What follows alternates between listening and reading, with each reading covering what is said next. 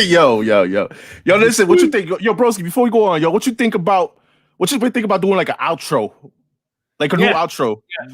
Yeah. I work on it. I think the outro would be dope. You know, but hey, is Z-Rock coming today? Yeah, that I don't know. I hope he does, man. I don't know. We'll get him. Oh man, baby. Yo, I am your host, man, Joker M21, man. Here with my brother from another mother, man, Gomez. Yes, sir. Yes, I'm ready to start. This is gonna be a great show. You know, just as good as last one, but every time we do one, we get better and better. So hopefully you guys can watch the whole show. And we got a lot of things coming on. Let's go. You boy. Yes, man. And y'all already know, man, we have a dope show. We have Ben C from CBSI here, guys. So, and he's doing an awesome, shout out to him, awesome giveaway. So stay tuned for that, guys, man. My broski's going to be not talking as much, you know, because he's going to be paying attention to the chat. He's going to be taking names. So that's what we're going to be doing. He's going to be taking names from the chat. All right. So whoever's appearing and in the chat, say what's up. Make sure y'all put your names in the wheel. But you have to stick around to the end, man. I don't just, just hey, I'm here and then dip out. We're not looking for you. So you have to stick around. All right. Stick around to the end of the show. All right, guys. And that's when we spin the wheel, guys. We spin the wheel, and then the winner, wins the book. This awesome book, guys. Let me show off the book, as a matter of fact, guys. Because a lot of people just tuning in and they just like, oh, well, what I'm here for. You know what I mean? Yeah, I'll put it out through the show, man. Just put it down because it's in my computer. Yeah, so make sure y'all stay tuned to the end of the show, and the winner will get it. And then the winner will get in contact with Ben via either email, whatever Ben decides, via email or through IG. And this is open to international people too. So international, y'all more than welcome to participate too. All right, guys, don't be afraid. All right. So real quick, man, I want to say shout out to my big bro from New York Warriors, Big East Comics, man. Shout out to you, bro, man. Yesterday we did Coffee and Comics. As y'all know, yes, man, guys, I cannot hang out no more Friday nights and drink no more because I got to get my ass up at 9:30 in the morning to do this show with my bro, which is awesome. Because shout out to Gem Mint. Gem Mint was our special guest yesterday, and another special guest was the Doom 143 all the way from Hawaii, which is a 5-hour difference, guys. Yeah. So my man Doom got up at 4:30 in the morning to be on the show, from Hawaii. So shout out to the Doom for that, man. It was awesome. Check it out on the rewind. I put Big's YouTube channel on the description. It was awesome. We got a good talk there, whatever. And tomorrow, guys, New York Warriors at 10 p.m. Eastern, guys, at 10 p.m. Eastern. Home of the New York Warriors. Here we go. Episode 136 of Chilling with the New York Warriors. Special guest, founder and president of CBCS, my man Steve Borak. That's just another New York Warrior right there, basically. He's not even a guest anymore. You know what I mean? So shout out to Steve, man, for joining us, man. He'll be talking about some new slabs, whatever's coming on CBS and what they're working on, basically. And mind you guys, he is gonna be on camera. He's gonna be on camera, so that'd be big. That'd be first. You know what I mean? So yeah, shout out to that. And then again, man, guys, man, I want to give a shout out to my brother Thoro, man, for doing the indie spotlight with CBSI. Shout out to him, man. We've been killing it, man. The past, what is it, 3 weeks? Yeah, he's been doing dope on the indie spotlight and making me get more books. But he's actually doing was it a claim sale right after this? So stay tuned to that right after, real quick. Yo, you on the money, broski. Look, shout out to Thoro. He's doing a claim sale later tonight, man, 9 p.m. Eastern, man. So stay tuned. Toys, figures, Funko Pops, comic books. Who knows who's gonna be selling? Who knows? He knows. You know what I mean? He might be selling Uncle Roman. You never know. So there you go with that one, man. So yeah, man. Y'all guys don't cover the week this week, man. Is dedicated to Ben C for CBSI. He's a big Star Wars fan, so we did Star Wars covers. We never done Star Wars, so we did Star Wars covers for him. And dude, you're gonna be fucking amazed by the covers that we picked, man. Awesome. Let me see this real quick. All good, James. All good. All right, man. So real quick, man, let me give a shout to people who support us, man, on the show, man. Shout out to Angie, man, from there you go, skeletoncomics.com, man. Shout out to them, man. Angie and Arsenio. Yes, East Beast West has their code now. You got the EmW 10, uses a one-time code, but if you can't, if you want to purchase something else later down the line, use Thoro 10. And New York Warriors, they have their own code too. So definitely, man, get 10% off, man, with your purchase, man. And they have back issues. Get your pull list through them if you miss out on something. Usually, some Skeleton Comics is on point with that. You could also get your comic book supplies, figures, Funko Pops, etc. So and then next up right here, and we need one for Josh, man. You know what I mean? Here we have two presses here in East Meets West. So we got Express Comic Book Pressing Service from Erod 212. That's the presses, everybody's presses. So there you go, man. His Instagram is CBP Express CBP.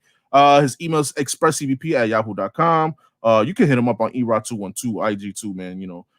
Also too, man. He does CBCS submissions. He does CGC submissions, but with the CGC submission, he gives you his 15% discount.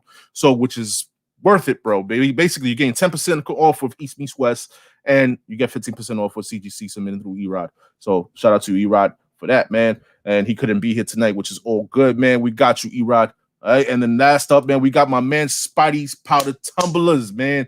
This dude right here, man, is the luckiest dude in the world, bro.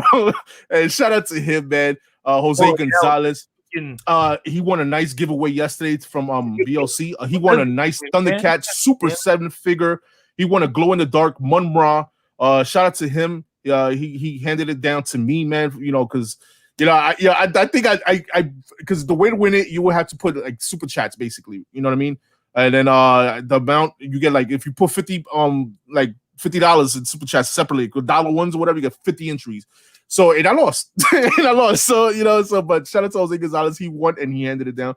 But listen, man, to get your custom made powder coated stainless steel tumblers, hit up Jose Gonzalez on IG with Spidey's powder _tumbler. Damn, I fumbled that one. But definitely hit him up, man. He does, guys, hold up. Let me take this off. He does his tumblers. He does his coasters. He does. Yeah, he does the shank. Nah, he does knives. He does a shaker. He does a shaker. He does it all, bro. He does it all. So shout out to Jose Gonzalez, man. Hit him up on my IG, all right, guys. Okay. So that's our people for the show sponsors and stuff. So let us bring out, our panel. You know what I'm saying, and then I guess, man, because they've been waiting too long, man. And they don't want to hear me fucking rambling. So yeah, man. First up, we have my man Josh G's in the building. What's going on, Josh G, man? What's up, man? What's up, guys? There was something I wanted to say too, and it's already slipped my mind. So let's just keep it moving. Am I glad it did? What? Yeah, probably. It's all good, man. It's all good, man. So next up, this is the guy that we found, man. I want to say thank you to the person who returned this guy home. All right. Yeah. We put his face in the back of the mail cart, and then, they were like, yo, listen, Joker, we found him, come get him or whatever. I really didn't want to, but I had to bring him back home, man. What's going on, James? King of the Golden State. What's going on, man? The champ is here. Missing in my head. What's shaking, everybody? It's your boy, King of the Golden State. Guess who's back? Guess who finally found Gomez? It took me forever, man. Week in, week out. Man, you finally decided to show up, Gomez, broski. All right. Thank you. Yeah, absolutely, man. Listen, man.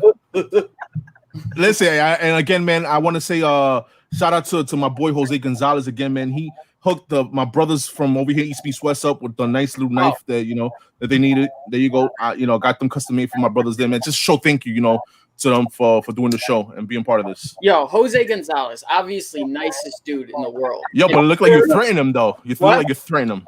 Nicest dude in the world.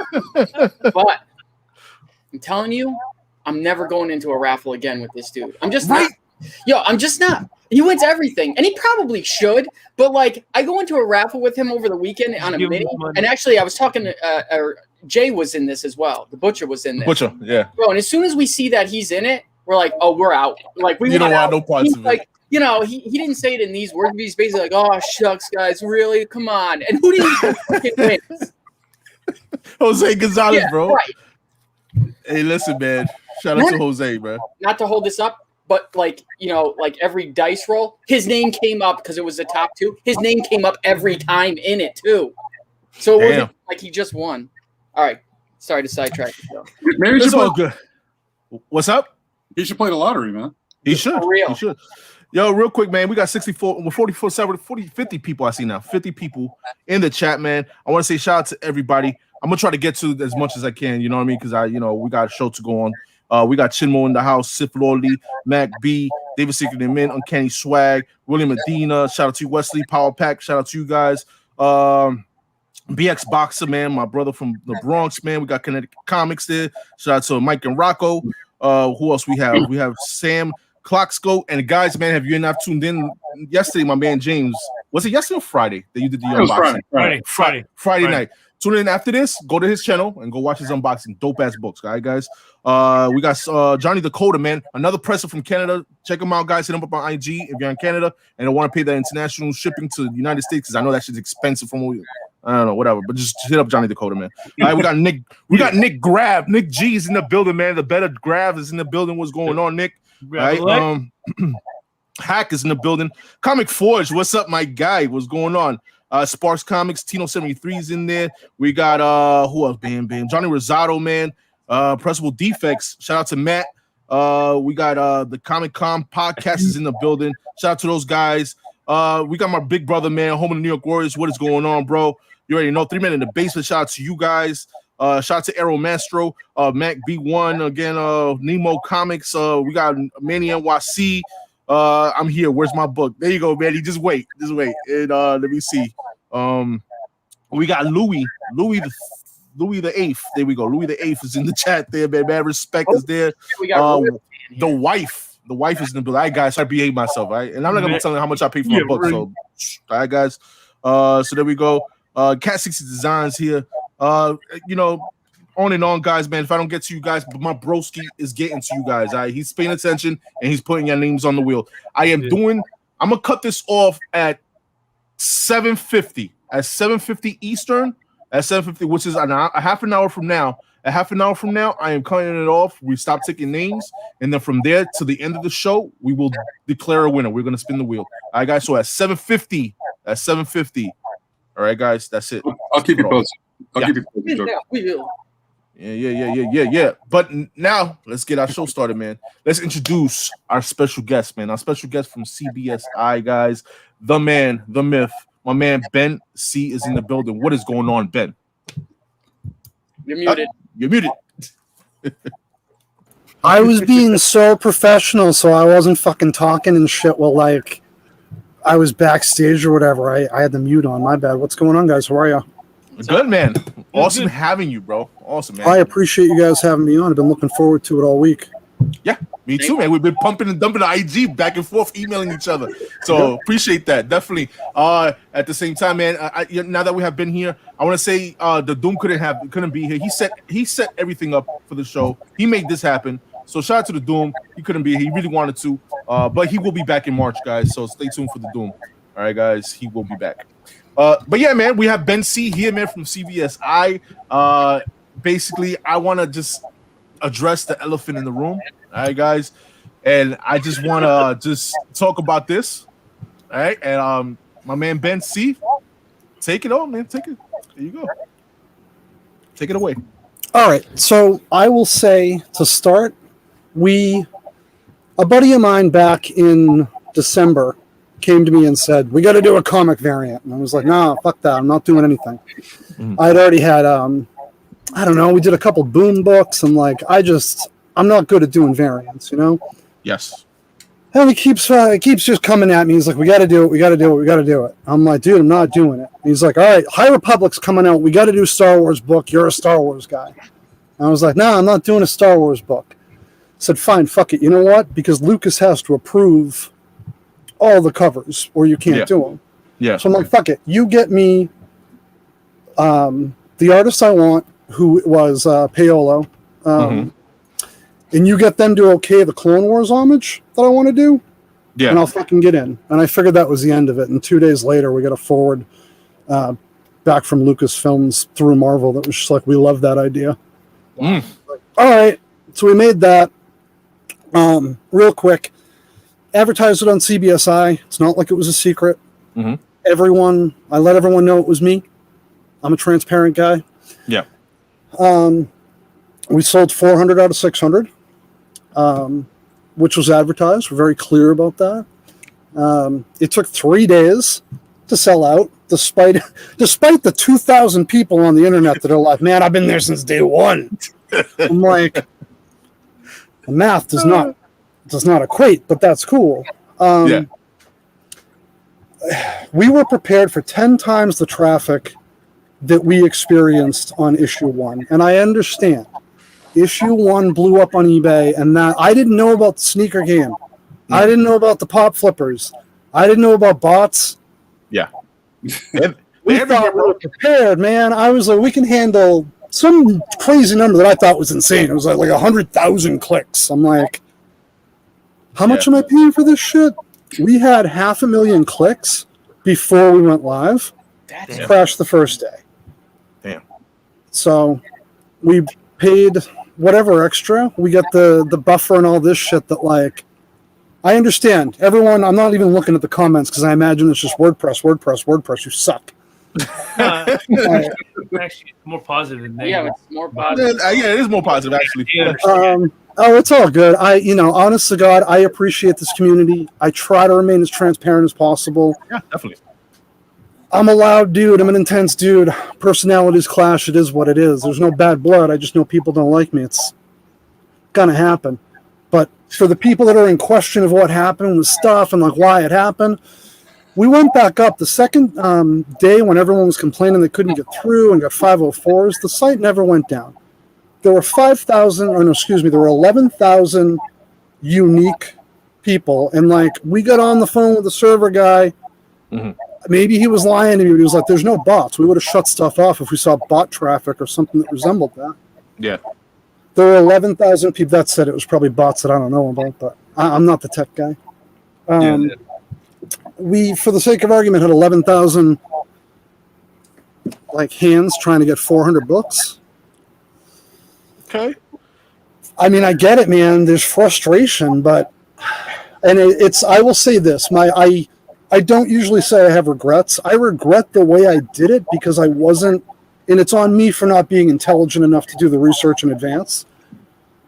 I was not prepared to see the number of eBay listings from people with low ratings or sneaker accounts, and there's nothing, no disrespect to sneaker people. Please don't take it as anything other than my, again, ignorance to the scene.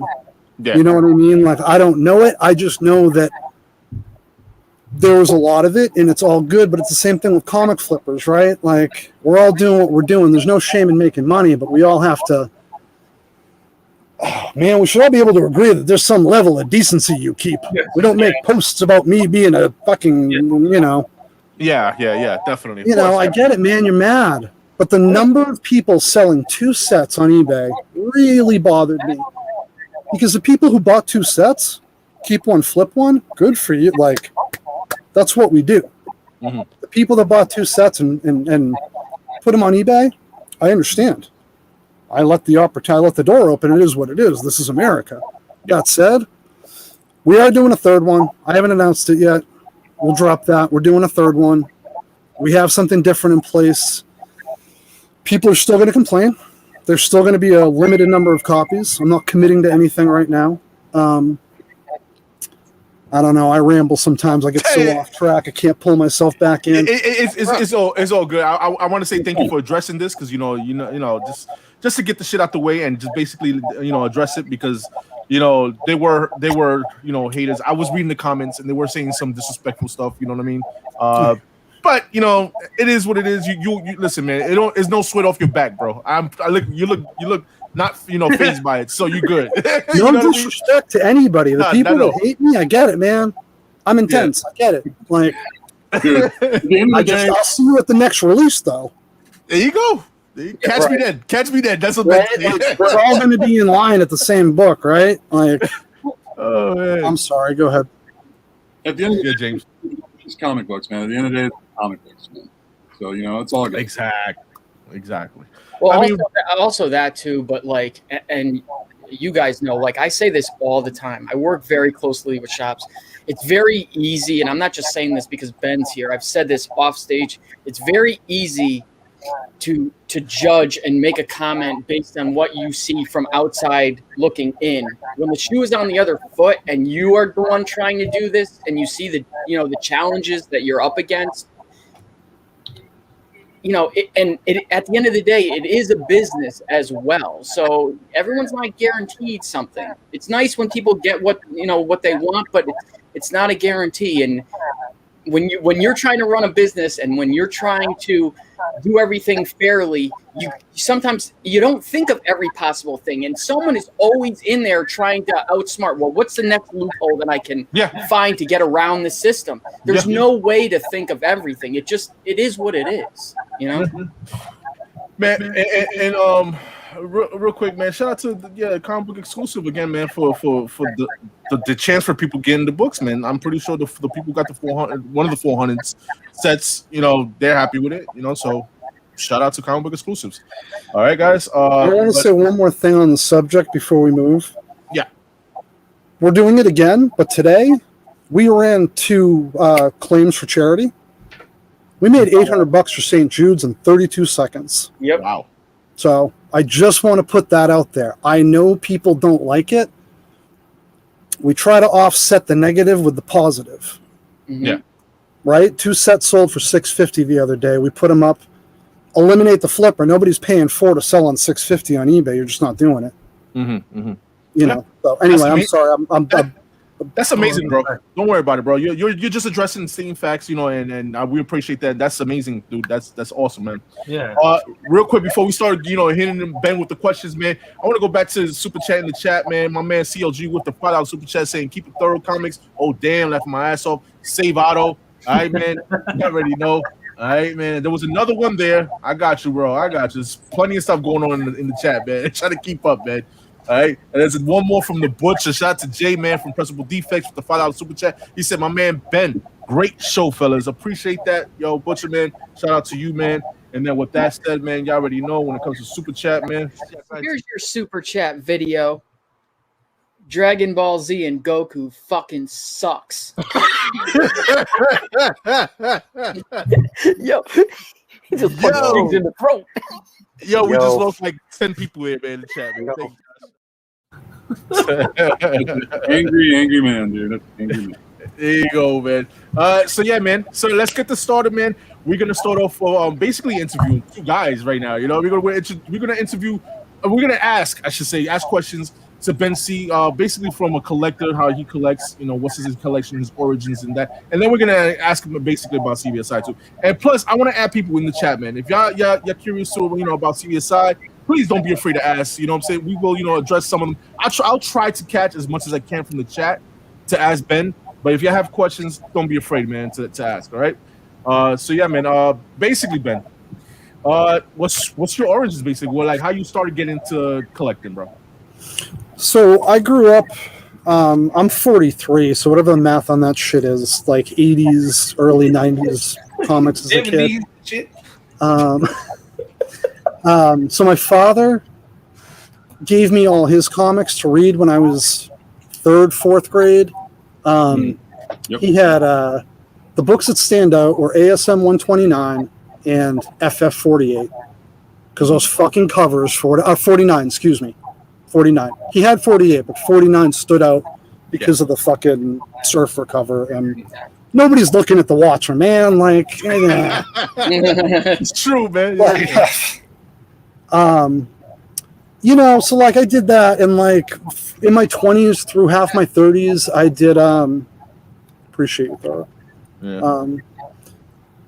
Magic cards, trade, all the, I did all the gaming stuff for a living. That's what I sold. And I get into that by selling my father's collection in like that 93, 94 period, which Magic people are like, oh shit, like that's okay. And comic people are like, oh, fuck, don't, whoa, just sell then. My father passed away, oh God, it's, a long time ago now. It's like 2008. And in 2011, I just had that wave of nostalgia where I needed to get something back. Man, next thing, I bought FF49, and the next thing I knew, I had completed the entire Marvel Silver Age run And then I had almost every DC Silver Age book except for Showcase 4. Wow. Yeah, to be fair, too, like everyone going, okay, you know, the dollar books, man, like all that Silver Age shit was $1 or $2 bins, long boxes of it out here. And like, I had a gaming store, so everyone wanted to be in gaming back in 2011, 2012.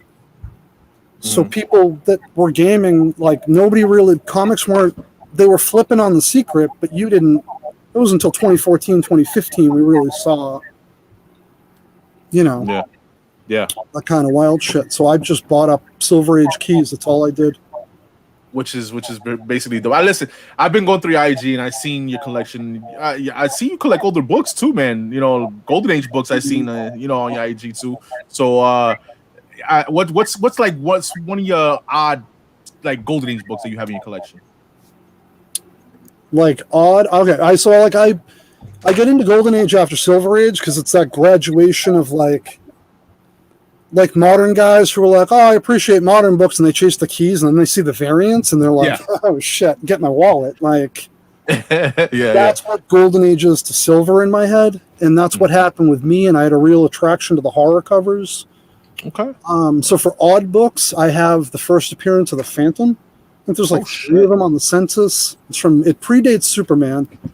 I found it in the Sparkle City Comics, and not to tie it back, but the reason I went for the Phantom is my father's favorite comic was Phantom stuff. So yeah, you know, wow, that's badass. And then I had first Superboy, and like third Wonder Woman, and like those are good books too. Yeah.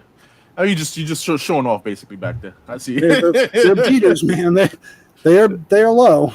There's nothing wrong with the older books. I mean, listen, as long as it's not books that came out last week that look like that, we're good. You know what I mean? So, you're good, man. Let's start off with how you got into Star Wars. How about that, man? What was your Star Wars origin? I want it to be this great story of everyone in the 80s, everyone in the 90s, we all grew up on Star Wars, right? Like it is what it is. There's no denying it. I want there to be some great story to it, but I saw the market. Like I saw what was happening, so I made the first appearance of Star Wars list characters in Star Wars comics for the site, and throughout that process, I bought books that I went, well, obviously. Yeah. Okay.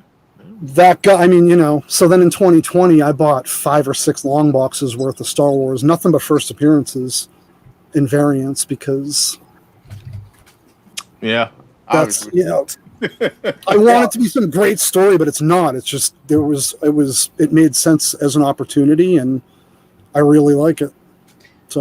So I got a question. So I've been asking this question for a couple weeks now. I'm also a big Star Wars fan. Maybe you can answer this question. Oh God. Yo, how does the Death Star travel through hyperspace? The question is, man, does it? Oh shit, yo, Josh been holding this question back. Yo, nobody knows. The shit that keeps you up at night. Yeah, right. I mean, I know we have to kind of suspend some belief here when it comes to this stuff, but I'm like, and I just thought of this one the other night. I'm like, where are the engines on this thing? Like, are they exterior? So like now, really, how does this thing travel through hyperspace? Don't you have far more of an issue with the underworld of Jar Jar than like True. The fucking mechanics of the Death Star? Like, I'll accept some warp speed if you get rid of the fucking amphibian, dude. Oh man, yo. That was your big question, really? Yeah. He's literally had to read it from a card. He's like, hold on. Oh god. Yeah, I had people on that. Get this right. On the Death Star, man. Yo, Doom, don't worry, brother. We understand, Doom. It's all good, man. All good, brother. Yeah. I have a quick question. What made you create this CBSI website? What made you come into making a website for comics and originated? What kind of like, because I know you're a collector. What made you want to build that website for us collectors to gain knowledge? So I'm just straight off right off the bat. I got CBSI from the person who built it. Okay. CBSI, before it was a website, was a Google Plus page. If anyone remembers that shit, it's been so Yeah. long now that some people are like, "What?" Rest in peace, Google Plus, for a little liquor. Yeah. CBSI people, you know what I'm saying? A dude named Trey Kenyon. Some people remember, some people don't. He had started this little page. It was 54 people when I joined, and it was called Comic Book Speculation and Investing. Fast forward, like, you know, a bunch of us became, you know, really good in all this. Fast forward to 2015, I think. This dude, Inigo from France, literally built a site. I don't even know, man. Like, but this was before I got back into cannabis, so this is like an accurate recalling of the situation. Yeah. Built a site. Trey and him, you know, started going, like, filling it with stuff. People jumped on. I had always been, I don't know, I don't want to say at the forefront of CBSI and sound like a doucher, but like, I was always there because I'm a loud dude and everyone always knew I was there. The loudest voice gets the most attention. So that, right, and like, I had a lot of things to tell, and I really appreciated Silver Age stuff, and I flipped moderns to get there, so I started writing for the site too. Flash forward real quick again, 2016. Again, man, 2016, we had legalized cannabis in Massachusetts. I disappeared for a year. Yeah. I did, straight up. I disappeared. And the hobby was toxic. For those who were there, they remember it, man. Shit was bad. Like, there were too many, like, angry people fighting publicly, and like, there's no sense in it. At the end of the day, it's paper. Like, and then 2017, Trey literally texted me randomly one day and was like, "Hey, I'm getting rid of the site." 5 days later, you know, I took over. We shifted gears. I got a lot of new guys in. That's awesome. Yo, dude, I mean, I told you we're gonna get into it. Like, I'm gonna take everybody in the chat a tour through CBSI. But I was telling Ben backstage, like, yo, dude, like, the people you have, like, behind these articles, certain, like, one specific article I looked at today, I didn't even know Ben did it. And, you know, I asked him who did that. It was like. So shout out to Ben for that, man. And real quick, man, in the chat, I see one good question there from a super chat, man. My boy Biggs from New York Warriors, man. $5 super chat. He said, Ben, being a huge Star Wars fan, what is your opinion on the current state of Star Wars, specifically Kathleen Kennedy's leadership? All right, so like, I'll be the first dude to be like, Kathleen Kennedy, someone's gonna school me on, and then I'll tell you my opinion on Star Wars. Like, again, I'm transparent, man. Like, we talk Star Wars comics. I can talk values and first appearances and why. I can answer why the marketplace. Like, pop that question up again. I'll read it without Kathleen Kennedy and see what's happening. Fucking. Like, the state of Star Wars, like, the actual, like. I'm assuming like he's like. Or comics. Like Cara Dune being fired and stuff, and from the Mandalorian, and I guess the whole thing. Yeah, that with Rosario Dawson, with, you know, talk about she's might get canned too soon, stuff like that. That's what I'm assuming he's talking about. Oh, again, like, all right, so like, to a degree, I will reference, man, like cannabis and like fucking the apocalypse outside or whatever's been happening for 2020. Like, I sheltered for a spell. I definitely knew that. The nonsense of like a tweet got somebody fired from fucking not even a Disney show, a Star Wars like successful hit, and I'm not taking sides here outside of like, man, someone called out cancel culture on me like it was gonna come down like a lightning fucking to the rod. Like, that's like, I'm not saying either side. I'm just saying that shit's nonsense. Like, if someone's asking my opinion on that, it's all nonsense. Like, if that's not the question, I apologize. Yeah. I think Star Wars comic books are safe. I think Star Wars as an entity is safe if they don't, like, fucking Rosario Dawson. Like, why would you get rid of her? It was supposedly something happened in the past. She made a video that's coming back to her, and fucking. Dude, that's stupid. I listen. I agree with you, bro. I'm not taking political sides. I'm just fucking saying. holy shit, guys! Like, I mean, Chill out, basically. You know? thank you. I'm sorry. I'm flabbergasted, man. I'm bamboozled. Hey, look, No, Biggs, agree with you. He said Yeah. that's nonsense. Yeah, it is. It is. It's confusing and it helps nobody. And it like, we're gonna go down a road we don't want to go down. I'm sorry. It's all good, man. But before we go too far, man, my man Wink Inc. with the $20, 1999 super chat. He said, big time stuff from East Meets West. Welcome, Ben, to the show. Great panel tonight. And listen, man, shout out to my man Wink Inc. Man, great show. I'm sorry I couldn't be there, bro, because he runs a show like an hour before us, and I just had to get ready for this show. So shout out to Wink. Great show, man. Always awesome giveaways. I hope you know everybody's happy over there with the giveaways, man. All right, so shout out to you, Wink, man. Hey, Yeah, show earlier. Oh man, Yeah. I missed it. it was at 6. Well, my time over the West Coast. Yeah, I'll check. 3 o'clock our time, King. 3 p.m. our time. I got a question, Ben. How you doing, man? How you doing? Good. Yeah, saw your IG page. You know, Deadhead. I'm not real familiar with the whole Grateful Dead, but I'm a big music buff myself. But respect. Real quick regarding CBSI and going back to like the speculation game, like for the last, I would say the last 4 years, like I guess we're on our 4th year now. Like the spec game has been like, it's kind of like, I guess, accented itself for like during that time and its affected like say the marketplace. I'm kind of curious, like what's your opinion on like comic shops like trying to stay up with the speculation game and other comic shops are like kind of like, getting irritated to the point where they want to price stuff up the day of. For example, like a Solid Blood that came out by Robert Kirkman, or like, or just the fact that comic shops won't let like a comic hunter myself or like a Gomez buy something like more than one copy at a time. So is it?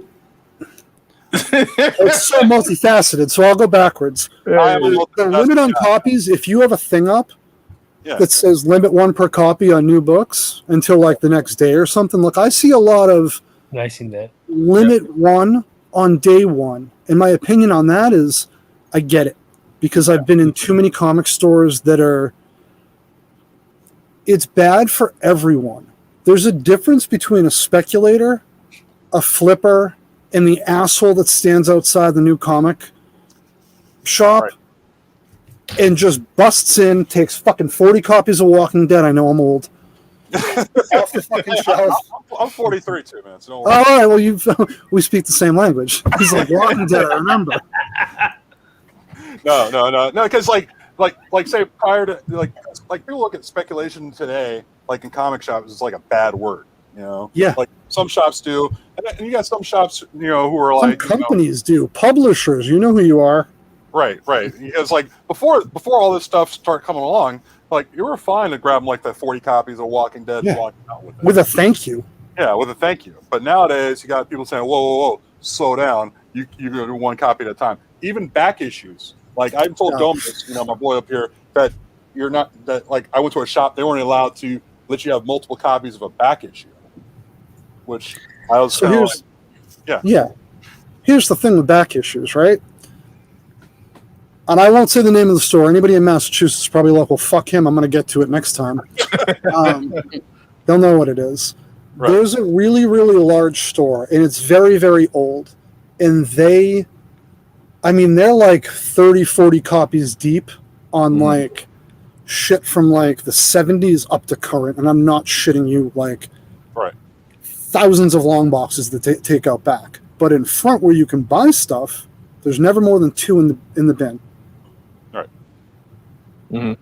I've been in shops where they put 7 copies in, don't say anything. I'll buy 7 copies if you're going to put it in there. It's a back issue. You're welcome. Yeah. I've been in shops that they don't say anything until you bring up multiple copies. That's dirty pool. So is pricing shit at the register. Like, that's the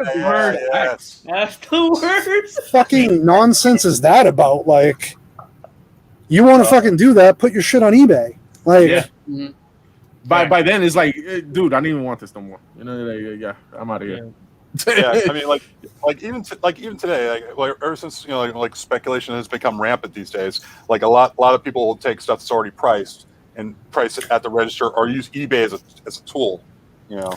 And it just goes one of those things where it's kind of like, I just, you know, it becomes a frustration for somebody like who's a hunter like myself, or Gomez, Joker, even, well, Josh too. I mean, Josh got everything. Josh gets everything. That's Josh gets what he likes. That's I it. can't pull Josh in this. He got everything. So, Josh, do you have a good relationship with the LCS owners? Oh, Yeah, a few of them. Yeah. Yes, I do too. I get stacks, man. I get stacks of stuff, and they thank me. Fucking Monstrous One, fully returnable. Right before it went back, my buddy was like, "Hey, do you want these at cost so I don't pay shipping?" Yeah. I'm like, how many are there? It's like 30-something copies at half cover. Jesus Christ. Yeah. That's why I asked Josh, because people who say I kill it always have a good relationship, and it's not anything on people who don't have a good relationship. There are store owners True. that are just never going to establish that relationship with anyone who sells comics because they look like you've violated them by being on top of the market. Like, for the love of Christ, if you put something out for $3 and I sell it for $100, good for me, man. Yeah. If you are, I will give you a side story. I apologize. This is worth it, though. No, go ahead. I got contacted 3 or 4 or 5. Fucking, I'm old. I got contacted sometime when Hulk 181 was like. 1985. Yeah, no, it was like 5 or 6 years ago. Oh, we're like twins for I know. I lose time. It was Hulk 181 in VF was like maybe a grand book, like maybe. Mm-hmm. So I have a good relationship with the gaming store down the street from me. They called me and were like, "Hey, some lady brought in a ton of comics. Do you want this?" I go down. It was a sampling of it, and like there was a Hulk 181 and a giant size in it, and the rest was at her house. And I'm like, fine, fuck it. Fast forward, yes, there was endless shit. Yes, I kept it all the keys and traded all the stuff to a store at half guide for their keys. Point being, I paid her not more than I should have. I paid her a little more than any dealer would have. Yeah. And then at the bottom of the fucking basket, there was an envelope, and it had a Golden Age headline, 8 or 12. 12. 8's the Hitler cover, 12 is the Mad Scientist. They'd randomly a good copy had just sold on eBay for $2,000. This fucking thing was like VFNM. Golden Age, like 1943, 44 book. Oh. Stupid. I ended up trading it to Superworld. Ted, I know you're not watching, but appreciate it. Watch Rewind. You know? Yes. I traded it to him for just a wildly expensive Silver Age key. I got a first Iron Man mid-grade for it. Nice. First thing I did when I got home, I called that lady. Thank God I still had her number. Made sure she was okay with me mailing her a check, and I mailed her a very large check. That's the difference, man. The store owners that, like, you put out a $1 box and I'm walking out making $4,000. And I'm not saying I have. I'm just saying that if you say, I want X dollars, why are you getting mad at people? If you rip off people that don't know what they're doing, that's bad karma, man. Don't be a dick. Say my next thing. I'm sorry. Sorry. But Now, real quick, before you hold on, we address that. I know I was supposed to cut this off at 7:50, but I'm gonna cut it off at 8 o'clock, guys. 8 more minutes, guys. All right, broski. 8 o'clock, we're cutting it off, guys. So 8 more minutes for the giveaway. All right, go ahead. No. So like in my experience, I've seen some shops out here in the Bay Area. I'm from San Francisco, the Bay Area, and a lot of I see some shops will go with the whole idea of like, if you find it for this price, fine, it's yours. Pay for it at this price. And I find some shops that the second they hear something being hot, like say a Riri Williams in a first issue in a comic book or whatever, they pull those and they price them up to whatever an eBay price is and put them on eBay or put them on, in the like back in the bins. Like during the COVID era right now, I mean, what's your opinion of something like that? It's like, as far as like the future of a comic shop, do they have a future? Like doing this kind of business model? Because I honestly don't think they do, if they're going to be like pricing things up the day of something getting announced. For example, like if you take a White Vision, it just got announced from like, WandaVision, whatever, spoiler alert, and just priced up a West Coast Avengers 45, it's like $100. Okay. Am I dropping out? No, you good. But, good. Like that, for me, in my personal opinion, stuff like that business model doesn't stand very long when it comes with a brick and mortar comic shop. And I was wondering if you felt that same way. So I'm going to respectfully disagree to a degree with that. I think it's wrong I think it's a shitty play that loses customers really quicker than only selling 400 books out of a 600 print run, mind you. Right. That's fast. I think it's shittier for a store owner to take books that release that day. Like when Punchline, what was that, 89? Yeah. That's a shitty thing to do. That was a real shitty thing. Sorry, I got ring. I'm like, who the fuck's at my door? Nobody. That was a shitty thing to do. Store owners going, holy shit, Vision, reading my site, and while I say my site, I want to be clear because CBSI would not exist if it weren't for the writers. Mm. The writers that I am privileged enough to be around are the best in the speculation investing game. I respect to everyone, but yeah. Topher, Stein, Morello, Chris Nelms today dropped a full cover gallery of every Department of Truth cover as a follow-up to last weekend's Something's Killing the Children cover thing. Anyway, that's circling. So, White Vision, so if I'm a store owner and I watch, before I open, I watch WandaVision and then I see the after credit scene, I'm 100% taking that $20 book and marking it at whatever eBay just did. Yeah. And I don't think there's anything wrong with it because that's how you're going to survive. I think taking Punchline and ostracizing flippers and speculators and making them feel like there's a store in New Hampshire. Man, you want to limit shit. But putting up a sign, they have signs everywhere that just says, sorry, eBayers, flippers, and speculators, limit one per copy. And then it's like a frowny face or some version of a fuck you, which Yeah. Like literally, all you needed to put in your sign was limit one, not fuck you, go home. Like haha, whatever. But I don't know if that answered your question, but no, that's fine. That's fine. It's just one of those things that's, as a hunter, I'm kind of very, it's like a pet peeve for mine sometimes. But as a collector like that, like you said, I got me a copy because I think it goes back to what Kingdom Comics said. That comic's been out and the spec's been out a long time ago. Yes, that book was a $10 to $15 book at a near mint for months, even like a month ago. I had it on my watch list, going to get another one. I was going to get more than one, but I'm just getting one just for the PC. When things like that happen, I tend to just get at least one copy for myself just in case of a situation, a spec game. But I flip? No, I don't flip. But just for me to have it at the price that I was reasonable and happy with, that's what I do because you never know with stuff like that. Something that's little small right now, in 3 to 5 years, it could be a $60 to $70 book. So you never know with this comic book industry. That's how I see it when I go hunting. True that, man. But real quick, man, my man Rich Ty saying there's a giveaway. Listen, my man, if you where you been at, Rick, man? My man, all week we've been promoting this, man. Ben C's giving away the Dolph #1 Virgin variant, baby. You know what I'm saying? So stay tuned. Cutoff time is about 3 minutes. We're gonna spin the wheel later on. You know what I mean? We get through the show.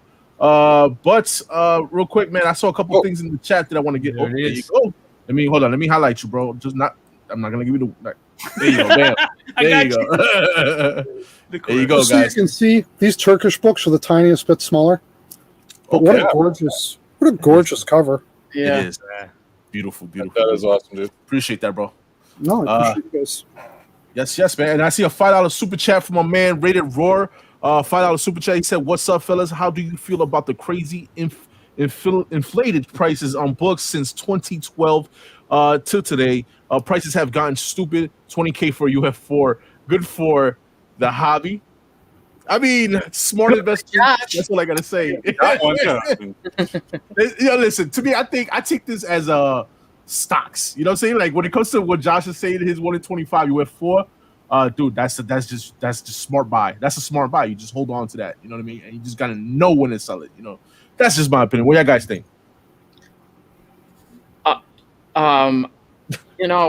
I don't know if this is a question just for Ben or if this is for all of us, but we can all answer it, bro. Come on, man. Part of me, thinks it's good, but then, you know, part of me thinks it's bad because this is getting so out of control on so many things now, where it's like every book of like any sort of consequence is like rapidly becoming like $1,000 book minimum on a lot of these, you know, books that aren't even like major books anymore. And like, you know, I've been asking around like where, you know, why these books keep getting so inflated. And I keep getting the same answer from a lot of people is a lot of people think it's these sports card collectors or, you know, like Pokemon card collectors coming into the hobby. And, you know, that's a very lucrative hobby as well. And they're just dumping this money into these books and pushing these prices. Also, I think what you're going to start to see, and I think this might get even worse if you choose to look at it that way, is a lot of people very, you know, nervous on what the stock market is doing right now and what it will do. You know, new presidential regime, you know, and they're trying to park their money in things outside of the stock market and try to park it into collectibles, you know, and kind of diversify a little bit more. And that's why I think you're seeing too, like all these books just taking these enormous jumps. Plus, obviously, a lot of these books taking jumps because of, you know, news and like, you know, movies coming out, shows coming out, and things will always push it that way. I'm always wondering, is this sustainable? Are we headed for another crash of any sort? For Miles, I think it's 20 G's is a little bit priced for 9.8, but it's a character that won't leave no more. It's here to stay because of how big it is. I think that's the reason why the price point is where it's at. I forgot who said it, but it's the modern of Spider-Man of now, and that's why that book is at that tier and may even rise. Who knows? We may be thinking, oh, that's too much, but it might be a book that, you know. Then you got the 1 in 20, was it 1 in 25, I believe. Yeah. That one goes for 3 times as much. But I was able to obtain 2 regular covers. I had one 9.6, one 9.2. The good thing about me as a collector, I don't really flip, but that I sold the 9.2 at a reasonable price, and it got me a House of Secrets to the 92. So it bettered myself to get me some book that I really wanted. So I sold it. So for a person who doesn't own it, it's going to be tough. But I was lucky to get it back then when I bought one for 40, one for 100. Sold the one that I bought for 40 because I knew it was a better copy, and I was able to obtain it. So I think that book's going to stay where it's at, if not jump higher, in my opinion. One quick thing. Back to the Miles real quick. Number one, yes, that book is here to stay whether certain people like it or not. Number 2, mark my words. I said in the early summer last year that book would be a $20,000 book by 2021. When they announce he is coming to the MCU, that will be a $50,000 book. I guarantee it will. I guarantee it will. And last thing, if you can, hold on to your UF4s. I'm telling you, like, I know, like, we all try to upgrade our books or use that to get another book. I'm telling you, figure out any other way to get whatever book you're looking for other than trying to sell that book. And I had 2, so I still have my 1. So I'm happy. Josh has been calling it for a while already with that book. He has, so yeah, definitely. And real quick, man, Roman Curtis with the $10 super chat. He said, "Do you think Star Wars should focus more on live action Wookiee stories, giving more tall people a chance to act?" I know who needs a chance. I'm assuming it's the guy right here, Mr. King of the Golden State, his 7-foot ass. So what do you think, Ben? What do you think, Ben? You don't have to answer that question, Ben. Skip it over. I'm more impressed that I knew who asked it. Yo, shout out to Roman for that one, definitely, man. Awesome, man. Oh my God. Get him out. Get the stick. And new money in the market is a huge part. Yeah, definitely big. Doom, definitely, man. As a point to the will names, when did you want to cut it off? That's it. No more. We're not taking no more. I put it in the private chat. Yeah, he put it in the private chat. Cut off 8 o'clock. That's it. I put it in the bottom. Cut off for the giveaway. Guys, just stay tuned to the end to see who wins. All right, guys. So that's the only way. You have to be here to claim it. If you're not in the chat, your ass is getting dusted, and we're spinning that shit again. All right. All right. So remember that. All right, guys, man. Real quick, man. I want to share my stream. But hang on, real quick before you go on. I want to hear what Ben has to say on this about the whole Ultimate Fallout 4. Yeah, that, and is the market kind of sustainable going where it seems to be going with everything becoming so incredibly expensive now? I think that a $20,000 modern book, anything else wouldn't make sense, man. Like Miles, what the fuck? Like, you can't question it. It's what AF-15 did for the Silver Age market. Every time people were like, 10 grand for a 4.0. Yeah. Freak. Like, oh. Yeah, go went up. You know what I mean? Like, yeah, and then that was me. It was me. Every year I was like, it's coming back down. And then by the time you know it's not coming back down, yeah, your stomach when you see that price, we're at like a 10 grand a point or something, right? Yeah. So Miles at 25. I think Josh is spot on. That book doubles when inevitably he comes to the MCU, right? Mm-hmm. Is it sustainable? I think that the safe books are sustainable and they're not going to crash. I think we are going to see a huge correction.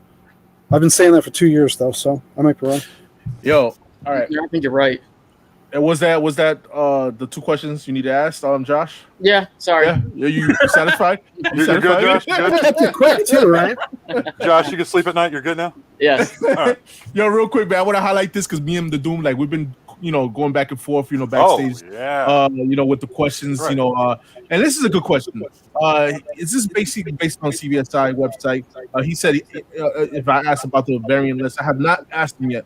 Basically, what he wanted to ask was if y'all ever thought about updating your top 100 variant list. It hasn't been updated since 2016, he said. No, I did it. That's what the dude. I should first of all, I should answer the question instead of being an asshole. Yeah, I think that the top 100 variant list is really, really important. I know how much people dig it. Matt DeVoe from Cover Price, no E in that, coverprice.com, is the one who did it. He was a CBSI. He's still a CBSI writer. But I feel like we just did it somewhat recently based on Cover Price's stuff. It's just under a different thing. And I will do a flashback. What's today, Sunday? Yeah. Yes. I'll do a flashback and put it to the top of the website one of the days this week. And awesome. We'll absolutely, I imagine this summer we'll be looking to do another one. Yeah. There you go, Doom. Real quick, it's another super chat. Roby. He said, Josh, ease up before I ask about Ewoks. Roman, you ease up before I ask about Jabba the Hutt. Oh my God, yo. Let me just make sure I don't miss anything in the chat there. If y'all guys don't have in the panel have any more questions, I want to take the guys in the chat or the people in the chat through a tour on the website. Holding on to my that is smart. That is smart. Hold on to it. There you go. Don't even sell your 9.4. Don't even sell your 9.4. All right, so there we go, man. So I think we answered on the questions there, man. So let me just share my screen. All right, guys. And we're just gonna take a trip through CBSI website, man. And I think this is an awesome thing for y'all just to take a look at. You know what I mean? So y'all see it? Yes, I will be right back. Yes, sir. There you go, man. So yeah, man, this is the website here, man. And dude, hold up. Let me just he has to be back. All right, so he stepped out real quick. But yeah, man, I just wanted to show guys from the CBSI website. This is something that I feel like this is something that needs to happen, with comic books. You know what I'm saying? The bunch of bloggers and stuff like that, they write, their top 10, and then they have the hot 10 list over here for CBSI on the side here, and the number one book you already know my man was talking about with the White Vision. You already know it's because of 62. I was out there hunting today with the Warriors, and that book was nowhere to be found. So yeah, man, I was going through this. I used this website today. Me and Manny used it today because we shout out to Biggs. We went out to Staten Island, and we went to JHU, the comic shop over there in Staten Island, and then Manny was finding some GI Joes, and he was just going through the list. And if you go to first appearances, you know, they have a whole bunch of them on the website, man. They have GI Joes, they have first appearances, and I think some, you know, certain on Incredible Hulk, on Spawn, some Star Wars, and you know what I'm saying. So in Kanan and Green Goblin, there you go. So, but we went into to GI Joe, and this list, this is the list I was going through before, bro. And yeah, I was telling Ben, I was like, yeah. So we went on, you know, I checked out the GI Joe list, and you know, Manny was finding this. You know, I'm not gonna shout out what Manny found. I let Manny do it on his own video tomorrow in New York Warriors. What he found a nice GI Joe. It's on this list that I'm showing you guys, man. And I was telling Ben, I was like, yo, you know, dude, you know, shout out to whoever did this list, man. And what I did, Ben is like, I did this shit, yo, like. So, yo, definitely, man. And this is just a couple things to show off, man. If you click on it, what is this one? Is this one? Yeah, I think it's this one. That's a flashback. Sorry, here you go. There's the real one. Yeah. So yeah, definitely, man. If you see certain first appearances, and he just detail like what characters are on books, and you know, this is awesome. It was very, very useful that I used, man, when I was out today hunting. So shout out to Ben for that, man. I did not know it was you who did this. So shout out to you. And like I said, there was a book here, and I let Manny show that book. Tomorrow, I'm sure he's gonna be on with the Warriors. Warriors show. And these are just one of the things that they have on the website, like it's first appearance Friday. Is it just you doing this one, or is it different other people on the website doing this? For the first appearance lists, I did the Star Wars. Okay. I did Star Wars, Spawn. Yeah. If you literally just search Star Wars, if you search Star Wars comics first appearance in Google, the first result will be the Star Wars list. Oh, really? Oh, Okay. Yeah. It's over like 600 characters or something. It's not under. It's under Star Wars resources.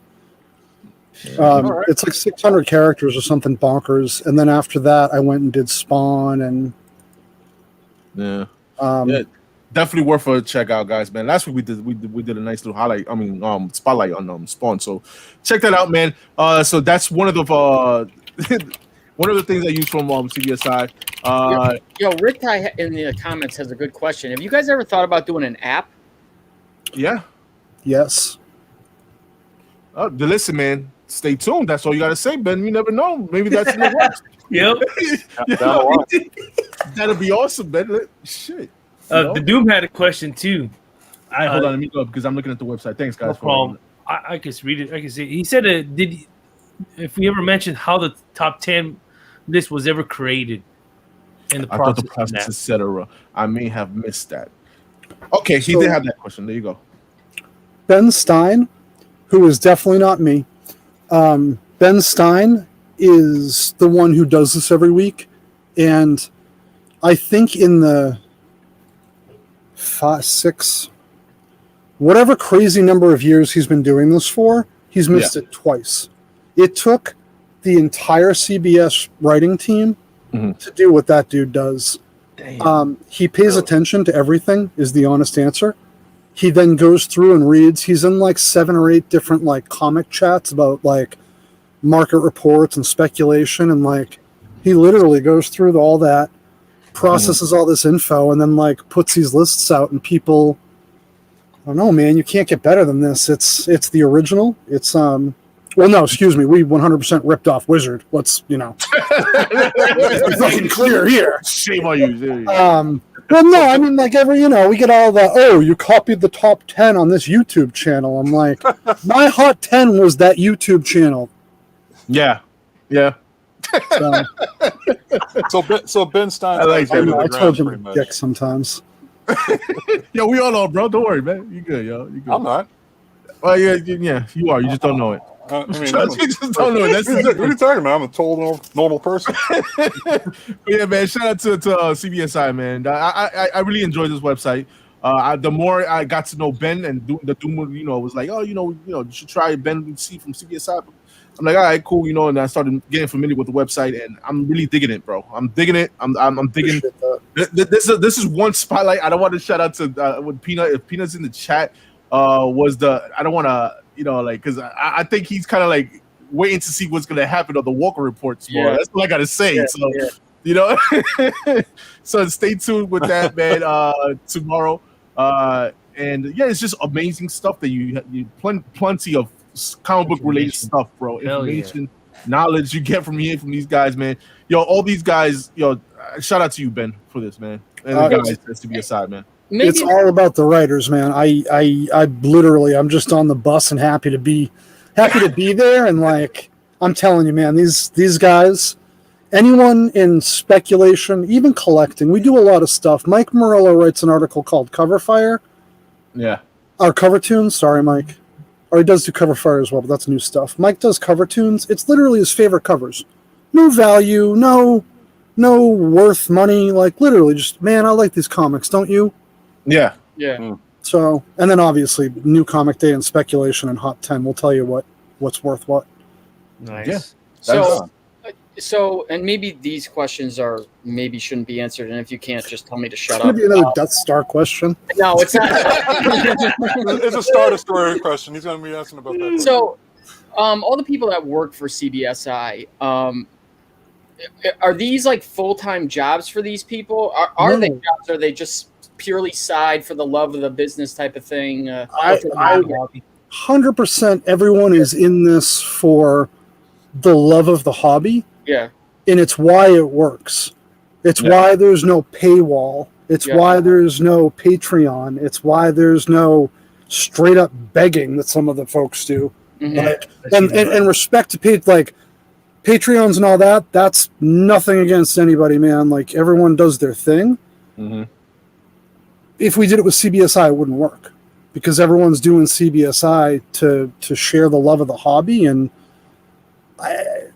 it sounds stupid, but honest to God, man, it's everyone over there. It's why we coexist perfectly in that, transparency and fucking hard market info. Like the Hot 10, the argument with the Hot 10 too is like, it makes books hotter. Mm-hmm. It's not, it's projecting, it's been looking at stuff, and yes, people know it's hotter, so they go get it, but it's like Star Wars. We didn't make Star Wars books hot. We just made everyone know what Star Wars books to be buying because there's a lot more people out there, man. First Asajj, every character ever at this point. It's kind of silly, right? Like I can't even finish the. I was at a comic shop yesterday hunting, and this guy came in like before I did because I went when it opened, and he's looking for this Kung Fu Masters Kung Fu villain that was announced through Lego Disney. I guess it was like a Lego trade or something. And he's all I forgot what he was saying, but I was overhearing. He was talking to the owner. You have this book, so he's giving out his stuff, and he's like telling him, "If you find this book, put it aside." In my head, I'm like, "Dude, he finds that book, he's selling that shit." Of course. Yeah, sure. I got you. It's like I never understand why people call a comic shop and say, "Do you have this book in today?" Like that puts everything on alert. You're helping them. It's not a rental store. You don't ask to see if like Indiana Jones is in stock. You put it aside for them. No. You go in there. You go look yourself because you call it a shop. They're like, no, we don't have anything like that. Especially when you're the fifth person to call. Yes. Yeah, right. Exactly. On Wednesday. No, and it's like on Friday, like at open because of WandaVision, and you're like, you're the guy pulling it out of the bin. And they're like, I don't know, we'll go see if we have any 45s. I'm like, yeah. It's like, I don't know. And shout out to Eli. Eli saying, look, all right, listen, man. He said there's a preview ash can for Agent Helix that predates the first appearance that came out at San Diego Comic-Con. That's the only thing that didn't see in the G.I. Joe. Listen, my man Eli, he's a smart kid, man. He's only 24 years old, so appreciate that, Eli. Yeah, absolutely, and I'm gonna remember it. And the only reason I'm gonna remember it is because of Helix. So that is very good to know. First of all, thank you, because that's awesome. This is how these lists remain accurate. Yeah. You know what I mean? Like I do updates to all the lists. I also want that book now. I think that's why I'm looking. Because I bought a bunch of Helix because I'm like, shit, that book might be all right because I've never heard of her, but it's a her. And it's G.I. Joe and like.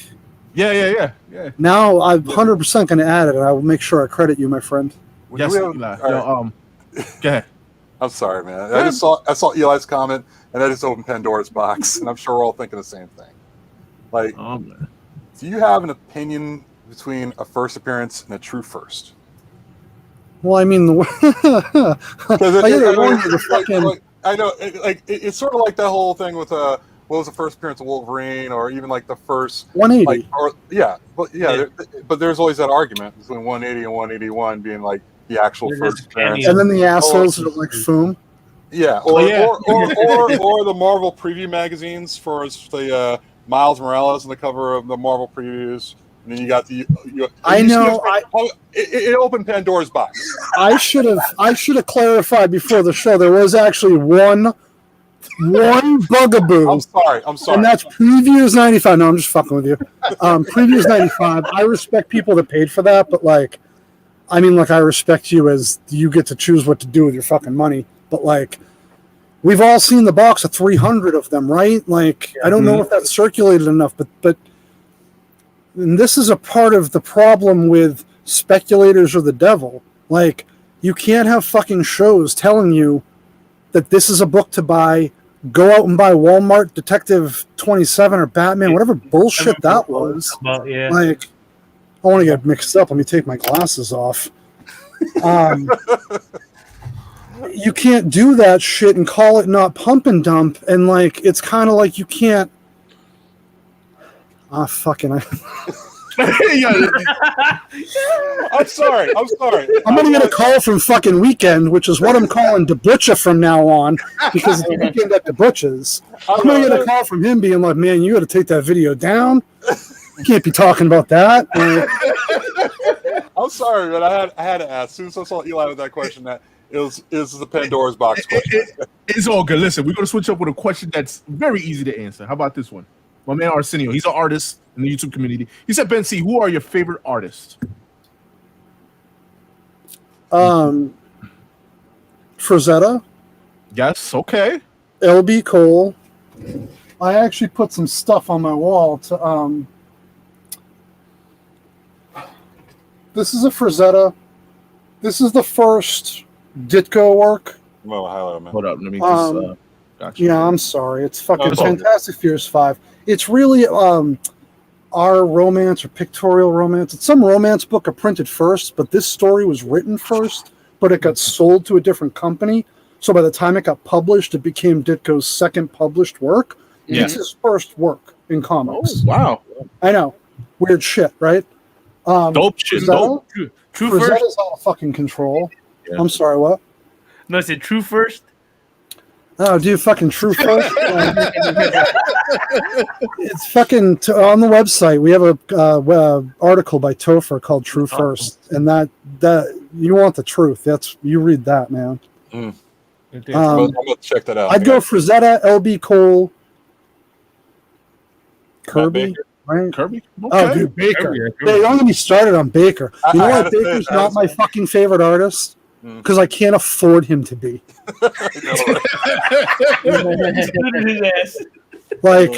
I love some of the Phantom Lady stuff, and I still think 7 Seas 4 and 6 are better than Phantom Lady anything.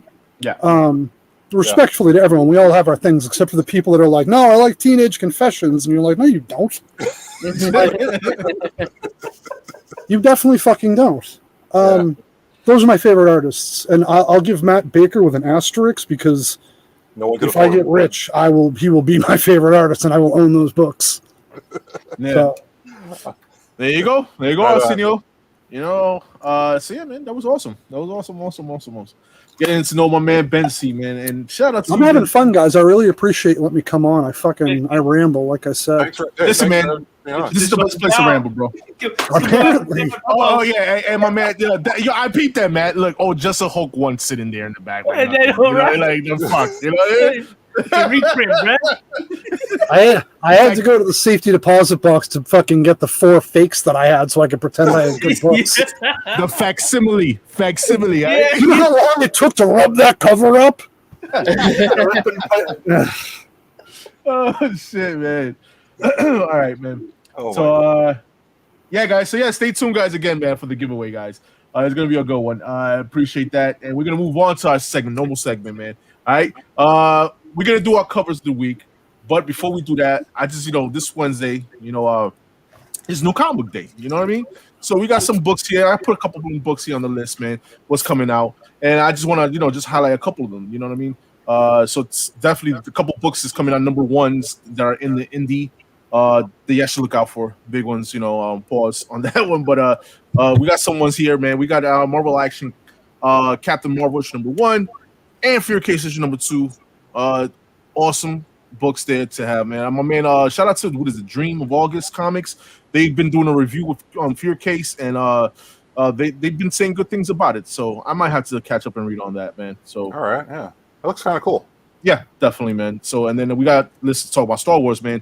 We got Star Wars High Republic issue 2, Adventures 2. And then I put a trade paperback, man. I don't know why, but that fucking cover caught my eye from Guido Guidi. So, Transformers 84 Secrets and Lies trade paperback. So I put that there. But going back to the Star Wars, we got the A cover.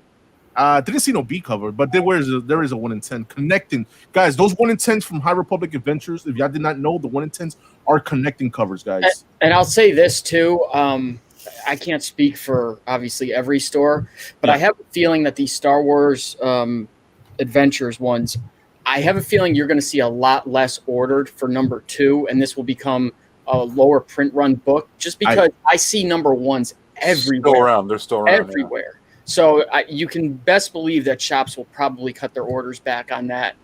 Maybe not for 2, but once you start getting to 3, I have a feeling you're going to start seeing that. So probably, small print runs on these things, guys. I agree, bro. I agree. So yeah, awesome covers. Like I said, guys, that 1 in 10 guys, they are connecting covers. I did not know that. So my man Jeff Johnson has pointed out a video from, I guess, the people from Star Wars. They were talking about these covers. I think it's the first 5 issues of the 1 in 10s. They are connecting covers. It's pretty cool if y'all look it up. Then we're moving on to more indie. It's Nocturo, number 1, and this is one of the big books I was talking about from Scott Snyder and interior work from Tony Daniel, man. Come on. Yeah, Tony Daniel. Come on. That's all I got to say, dude. That's a dope ass tag team right there, man. I'm picking it up. I picked up, I think, 2 covers. I think it was the A and the B, which is from left to right. I think the A is the Tony Daniel cover. The second one, it's Jock cover. And I think Boss Logic is in the middle. Yeah, Boss Logic. Yeah. So, there's also ratios, man. We got a 1 in 10, 1 in 25. That's dope. I think it's Jorge Jimenez on 125. That's dope. Yeah, they got the 1 in 50, the Noctera 1 in 50. I just something about that purple pops to me. I like that one. And the 1 in 75, man. But we also have 1 in we got 1 in 100s, 1 in 150, yeah, 1 in 200. Oh my god, dude. I want them all. And then, shout out to Josh, man, because he's reading all over again Walking Dead. So you got Walking Dead Deluxe issue 10 coming out, man. These are the 3 covers for it. Then we got Berserker, the other big book that's supposed to come out number 1. This one has tons and tons of fucking covers, man. We got A, B. You know about this book? I think the only thing that was delayed later in the month of March was the foil covers. I think they delayed it to the March 24th, if I'm not mistaken.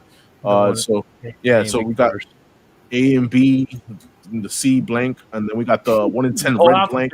Tell them. 1 in 25 Lee Bermejo. Lee Bermejo is a dope ass artist, one of my favorite artists. Then we got 1 in 25, 1 in 50s, 1 in 1, 2 in 1, 1 in 100. Virgins, yeah. Virgins, yes. I don't like that they do that. That they make the 1 in 100 the same as the A cover. It's kind of stupid. We just put it out there, bro. We just put it out there. That's all we're doing, So we got the 1 in 200, the 1 in 500, and the 1 in 1000, which is the John Boy Myers that everybody's been talking about. And next indie book that I put up, I found this book, and this book right here, and Nayak number 1. This shit is like one of the rarest book you need to look and try to find. What is this? A Nike number 1. I've never even seen this before. Dude, this comes out Wednesday, and I think not all comic shops is gonna have this, bro. Is this an image book or what is this? This is I forgot what it was. Shit, man. If I look it up, I'll try. Is it Aftershock? No, it's not Aftershock. No? My goodness, one of these. Give me a second, guys. Give me a second. Here, you keep going. I'll find it out. I'll figure it out. All right, cool. Thank you. So yeah, this one right here, according to this, like not all they had, it was like just a handful of comic shops. Third Eye Comics. What the hell? Got their hands on this and try to find it. Look how much they are going on eBay. That's all I gotta say. Look how much they're going on eBay. All right, I'll look right now. Go ahead, do it. Give me a second.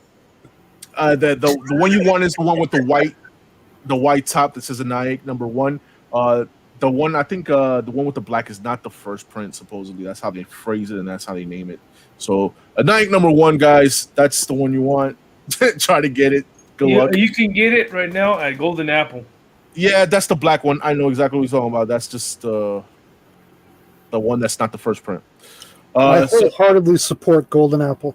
Yeah, Bad Idea. Bad Idea is the name of the. Bad Idea. That is the name of the company. Yes. All right, there you go. Appreciate that, Josh. Thank you, man. So we're moving on to DC, man. So we've got DC. We got a couple more slides, and then we move on to a couple of the week. So we got Batman 106. Batman is back after the freaking Future State. Thank God. You know, so we got Batman 106, and Josh has, he picked up his copy early, and he read it, and he said it was a good way to come back. Even the second story he said of Damian Wayne was amazing. Yes. So awesome, man. And it is a very good return to Batman proper, and no spoilers obviously, but you will see how they kind of roll Future State back. Okay. In an interesting way. So so really good read. I suggest picking it up. Obviously, this book, I think, I haven't checked eBay, but I've been hearing already that this book is kind of picking up a little heat because of the first cameo appearance of what's her name, Mighty Molly or Mighty Molly. Yeah. Molly. Not Mighty Molly. Is that no? It's not. Mighty Molly. I think it is. Is it? Or it's something. Maddie or Maddie? I don't know. It's something Molly, but this appearance you've got. I can guarantee you this: you've got another controversial. Is this a cameo or first appearance? Because she's in several panels and she talks. But great! Gambit. It is a very good read, and that secondary story with Damian is really good. It's very short. It's only like 8 pages long, and then it'll pick up in the next issue of Detective. But it's very good. It seems like it's a very dark story. So okay. Awesome. All right, so we're gonna keep on going, man. With DC, we got Infinite Frontier going on there. And Swamp Thing #1, awesome. Yeah. Obviously, that B cover looked like a Martina cover. Yeah, that's Swamp Thing. Yeah, so dope. Swamp Thing has been good. The Future State stories of Swamp Thing were amazing. Thank you, Miracle Molly. That's it. Miracle Molly.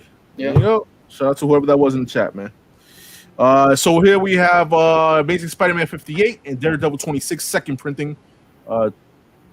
Jam that up there. We're moving on to Marvel, guys. And then we have America Chavez Made in the USA, #1. A, B, C, and the 1 in 25. Yo, dude, the only cover I see here that I really like is the A. Stephanie Hans. The A cover of Stephanie Hans. I do not like that one. I don't like the Yoon and that 1 in 25. What is wrong with her face, bro? That's like cover B's. What the fuck is happening? That's Stephanie Hans. Yeah. Really? Yeah. That's unfortunate. She should do another Star Wars cover. Yeah. There's a couple swings and misses right there. Yeah. Unfortunately, more misses than hits. Watch it. Like months from now, this will be like a high value book. Absolutely, I totally agree. We laugh now. Yeah, no, I agree. This is some shit that you like months from now, you see my man from is Drunken Chat son, Mighty Mel V, talking about this, but y'all should have picked this up. So we're moving on, man, to better covers. We got Avengers 43. We got the A cover. We got the beautiful Jen Bartel. She's doing what is it? The Women in History Month. Yes. Awesome She-Hulk cover. That purple is just beautiful. Then we got the Michael Cho 2-tone variant. They doing so many fucking variants in a month, Marvel, though. You know what I mean? Josh was talking about that. Mm-hmm. And then we have another variant there on the right.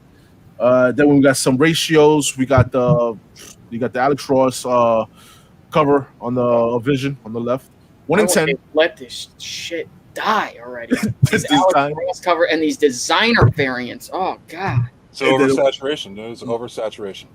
And the 1 in 100 sketch Alex Ross cover there. So we're moving on. 2 more slides here, guys. We got Captain America, man. We got the King in Black Captain America one-shot, guys. We got the A cover. Then we got the things that's the part of the Black History Month in the middle variant, and a nice C cover there. You know, but yeah, just wanted to put that up there, guys, for the Cat fans up there. And then last but not least, man, we got Star Wars High Republic 3. We got the 8 cover and the 1 in 25. That 1 in 25 is fucking sick. That's all I gotta say. That shit is badass. Actually, both covers are nice. So yeah, both covers are nice, but the ratio is kind of pretty, man. This shit is pretty. You know what I mean? So yeah, man, that is East Meets West New Comic Book Day pick, man, for New Comic Book Day. So there you go. You know what I mean? Ben, how much do you pick up on New Comic Book Day? Are you just purely picking up Star Wars, or? I haven't picked up a modern comic off the shelf outside of like the Star Wars stuff in like 2 years, 3 years. Really? There's no time. I want to pretend that there's time. That's the honest answer. There's no time. I created too many businesses, I think. I didn't mean to. Like, I do Comic Barricade too. Like, yeah. That's my buddy. Yeah, that's, man. If you're not using those, they are really fucking. They're really good. Yeah. Yeah, I need to get around to getting those. It's better And than like the variant having thing. a stack of like boards and putting them in the box and just let them block everything out. No, or like the sweatshirt that I always just stuff down there. Or, like, or some small box you just throw in there and just fill that space. Exactly. Yeah. Yeah. So no, for New Comic Book Day, that's. Although no, I guess that's a lie. I had one of my buddies send me High Republic Adventures because I wanted to read it, and fucking lazy. I don't want to go to the store. Yeah, that's our problem. You know what I mean? So we're gonna move on, man, to our East Meets West, man, covers of the week, guys. Covers of the week, Star Wars, baby. All right, we got some awesome covers here, man. The Doom sending his covers. You know, we're gonna always put his covers out there, man. But we're gonna start off with covers from, I think it's Broski, if I'm not mistaken. Yeah, Broski, your first picks, man. All right, you're the first pick for covers of the week, man. These are your picks. All right, and you starting off dope, man. This is a dope ass Darth Vader cover, man. And I'm not a big fan of Momoko, but when Momoko did this shit was dope. And that one was, I think, a Scorpions comic exclusive, if I'm not certain. Yeah, I think so. They had a regular trade dress and a version. Yeah, I'm not a big fan of hers, but I thought that was a dope ass Darth Vader cover. I liked the background of it and just the art. It looks like he's just smoke in the background. So, where's his neck, dude? All right, there you go. Where's his neck? Yeah, you're somewhere lost in the smoke, bro. Like, yeah. You'll never unsee that. Now I see you got no neck. Come on. You see what I'm saying? Thanks, James. I'm sorry. Next slide, please. Yeah, I know. sorry, broski. Sorry, man. I'm good. Yeah, bro. This is Darth Vader. This is issue 25. This is Eddie Grenoff C cover variant. I just like the fact how it is in the background. You got a Doc Alpha.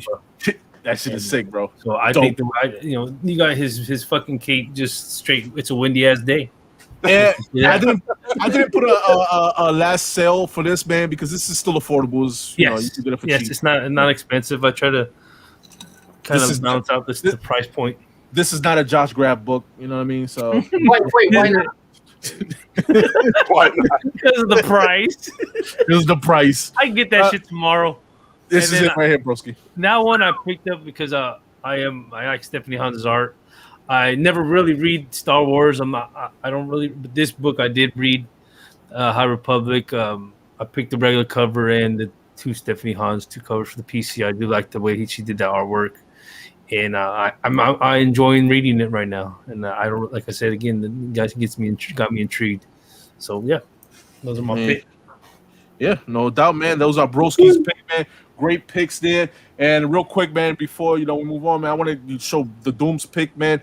Doom's pick is going to be right here, Darth Vader number 1. 1 in 150 Alex Ross variant, bro. And and listen, man, when it comes to before I show off, when it comes to doing this, I just had it. When it comes to the Doom picking out covers, the Doom makes this shit a fucking challenge. You know what I mean? So he does not pick easy books. He picks the most obscure books, which I like. I like the challenge. So he makes me look. You know what I mean? So this is one of them. 1 of 50 Darth Vader #1. Awesome pick there, man. Last raw copy sold for $48. Awesome Alex Ross cover there, man. And then second pick he had was Vader Down #1. And the thing with this one, I looked up, man. This one right here had a weird ratio. This one is a 1 in 4,999. All right. So yeah, it's a Chip Zdarsky variant. Last roll copy sold for $2,400, guys. $2,400. Who is that, Captain Carrot? No, it's Jax. Was it Captain Carrot? You're right. Oh, it's Jax. Yeah, definitely, man. So we're moving on to the last pick, man. And this one right here was one of the dopest ones that he showed off. This one right here is Galaxy Edge #1, the concept art edition. Dude, I was like, okay, this is dope. I looked it up. Dude, to look up how to acquire this book right here, you would have to either work in Disney, if I'm not mistaken, to get yourself a copy of this. And not too many. I don't see none sold on eBay, so that's why I didn't even put. But this is not a cheap book, from what I've known. I think I did my research on Recalled Comics on this, and yeah, man, this right here, you would have to be an employee from Disney. I think working at a certain part of Disney, and yeah, they would sell it to the people, the employees at Disney. No, it was a comp. It was a comp. Sorry to interrupt you. It's all good. Go ahead. It's a comp. It was a comp to a bunch of okay. The employees, and then given out to celebrate the ride or that section of the thing. Okay. Yeah, like 2 of them sold over the summer or the beginning of the summer, spring, and they cleared like 2,500. Which back then, to put in perspective, a 9.8 Clone Wars one was like, I think I paid 300. So wow. I imagine this is a $5,000 book. Yeah. Jesus. Yes. Try to find it. That's all I gotta say, guys. Try to find this. Yeah, that's all the Dooms picks, man. Yo, for real, man. So we're moving on from Doom to James, man. James' pick right here. This is a great one, man. Right here, bam. Nice and simple right there, bro. Yeah. Now I'm glad I got this one back at a 9.4, man. I'll tell you right now. Facts.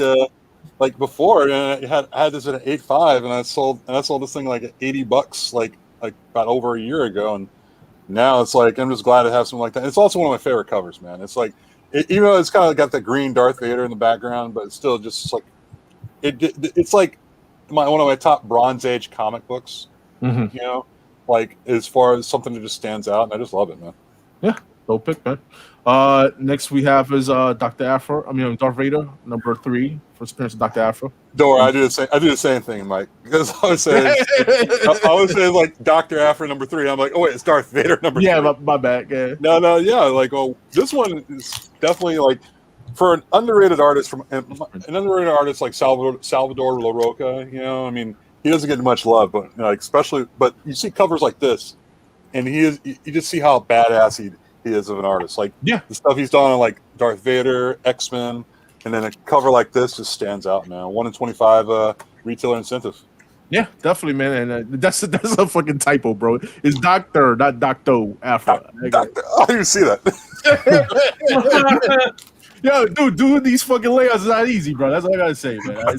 So words are hard. Words are hard, yes, man. So we're moving on, man, and we're going on with Star Wars. It's the Empire #1, bro. Go ahead. Oh god, this is one of the first books I got like at a comic shop, man. Like back in the day, it's one of those things where it's like you just knew there's something about this that you just put aside, when it first came out. And then of course, yeah, it only took like forever for this book to be a hot book, but I'm glad it is. And it's one of the best covers out there, no question. Matthew Lafray, doing this cover. And it's arguably one of the best Star Wars novels too. That series. I agree. I wholeheartedly agree, man. Dope picks, man. First appearance thrown in there, Jane too. So they just yeah. Thanks, buddy. All right. So those are his picks. Then Josh, you want to go through yours? Yeah, so I couldn't find high-res pictures of these. So I like this. I like the Star Wars covers that kind of homage, so to speak, like the old Star Wars posters. So these two kind of go together for me. Star Wars 81, Tom Palmer cover. This is when Boba Fett escapes the Sarlacc pit, And then the Star Wars 68, that's that Gene Day cover. I just love how these kind of homage those old Star Wars posters. And then kind of getting into more modern stuff real quick. Probably my favorite character. I mean, he's popular now, but he's definitely got a huge cult following. You know, Darth Revan, obviously. Nice Little Republic, number 9. Dope cover. Yeah. And last one, can't forget Clone Wars, number 1. Which I like this cover better than the one in 1000. I agree. Just a little side note, this is a newsstand copy. Keep an eye on these newsstand copies, even in grades that are not 9/8, because they're slowly starting to follow the same trend as these Miles books. When people finally catch on, yes, there are newsstands, and then they start to rise even above the high grade ones of, you know, the same cover. So keep an eye on that. If you can pick up even, you know, a lower grade copy of it, I suggest picking it up. Yeah. So shout out to new Josh. Awesome. Yeah. Definitely, man. So man, moving on to mines, man. Bam. We got Star Wars. What is it, Annual 4th, the 1 in 25 John Tyler Christopher negative variant, guys. Negative variants. And when you know, when y'all hear John Tyler Christopher, y'all definitely think of negative variants. He is the man when it comes to those covers. Last roll copy sold for $350 on eBay. Yo, dude, this shit is just fucking gorgeous. He done what was it, Emperor? He did with the Yoda. He did I think he did the Luke. Yeah, the Luke, recent Luke. The Luke's Leia and Han Solo white cover. That one he did. So yeah, man, awesome. Shout out to John Tyler Christopher with these dope ass negative variants, man. Next one I picked was Bounty Hunters issue number 1 in 50 Dave Johnson variant. Yo, dude, when I first saw this, when Thoro showed this shit in the auction, yo, dude, I was like, wow. Dude. I was just wow. One of my favorite covers I've seen. You know what I mean? I'm not the biggest geek when it like when it comes to Star Wars, but I do like Star Wars. You know what I mean? I'm not, you know, highly knowledgeable in Star Wars, but when I see a cover and I like it, I like this one. I see this one. This is dope. I needs it. You know what I mean? This book is notorious for color rub, also too. A lot of books is notorious for color rub. Yes. Last roll copy I saw on eBay was sold was $157.50. That must have been a beater, not a beater copy, but not a. It wasn't a 9/8 copy. Yeah. Just put it that way. Yeah, Right. Definitely, man. And then the last book I have here, guys, man, is gonna be Star Wars issue number 1. I think that's the one 2020. It came out last year. The 1 in 50 Muhammad Azrar variant right here. I said that right. Azorus Tiger. Yeah, Azorus Tiger. Robert with the latte. So, yo, this is just a dope ass Darth Vader fucking cover. Yeah, I had to pick it. I picked this up. I think when I showed off this cover, man, I think it was the Warriors show. I'm not sure. I forgot, but I picked it up for good reasonable price. They're not expensive. $50 I think I spent for it. So yeah. So those are my picks, man. So we're moving on with my man Ben C. Man, Ben C has some dope ass covers, man. And Ben C, man, we're starting off with your book right here. This is just one of those books. It's not out there. I mean, the folks that are familiar with that Darth Vader 2 and 3 second print with that first, I'll butcher the name of that Jedi. Those go for big money. These go for big money, but this cover is way fucking better. Mm-hmm. I love everything about this. Yeah, I agree. So this is something interesting, guys. I found it sold for the affordable price. You know what I mean? So definitely, man, get into it. Get it, man. I've never seen this cover before. I've seen it before. This is crazy seeing Darth Vader on a horse, though. That blows your mind. Badass. It is. Fucking illogically badass. Yeah. So we're moving on from Darth Vader on a fucking stallion, bro. The Jango Fett, bro. Go ahead. Oh, this book is just the trade dress on this ruins. And I'm not a huge I agree fan of and again, I'm terrible with names.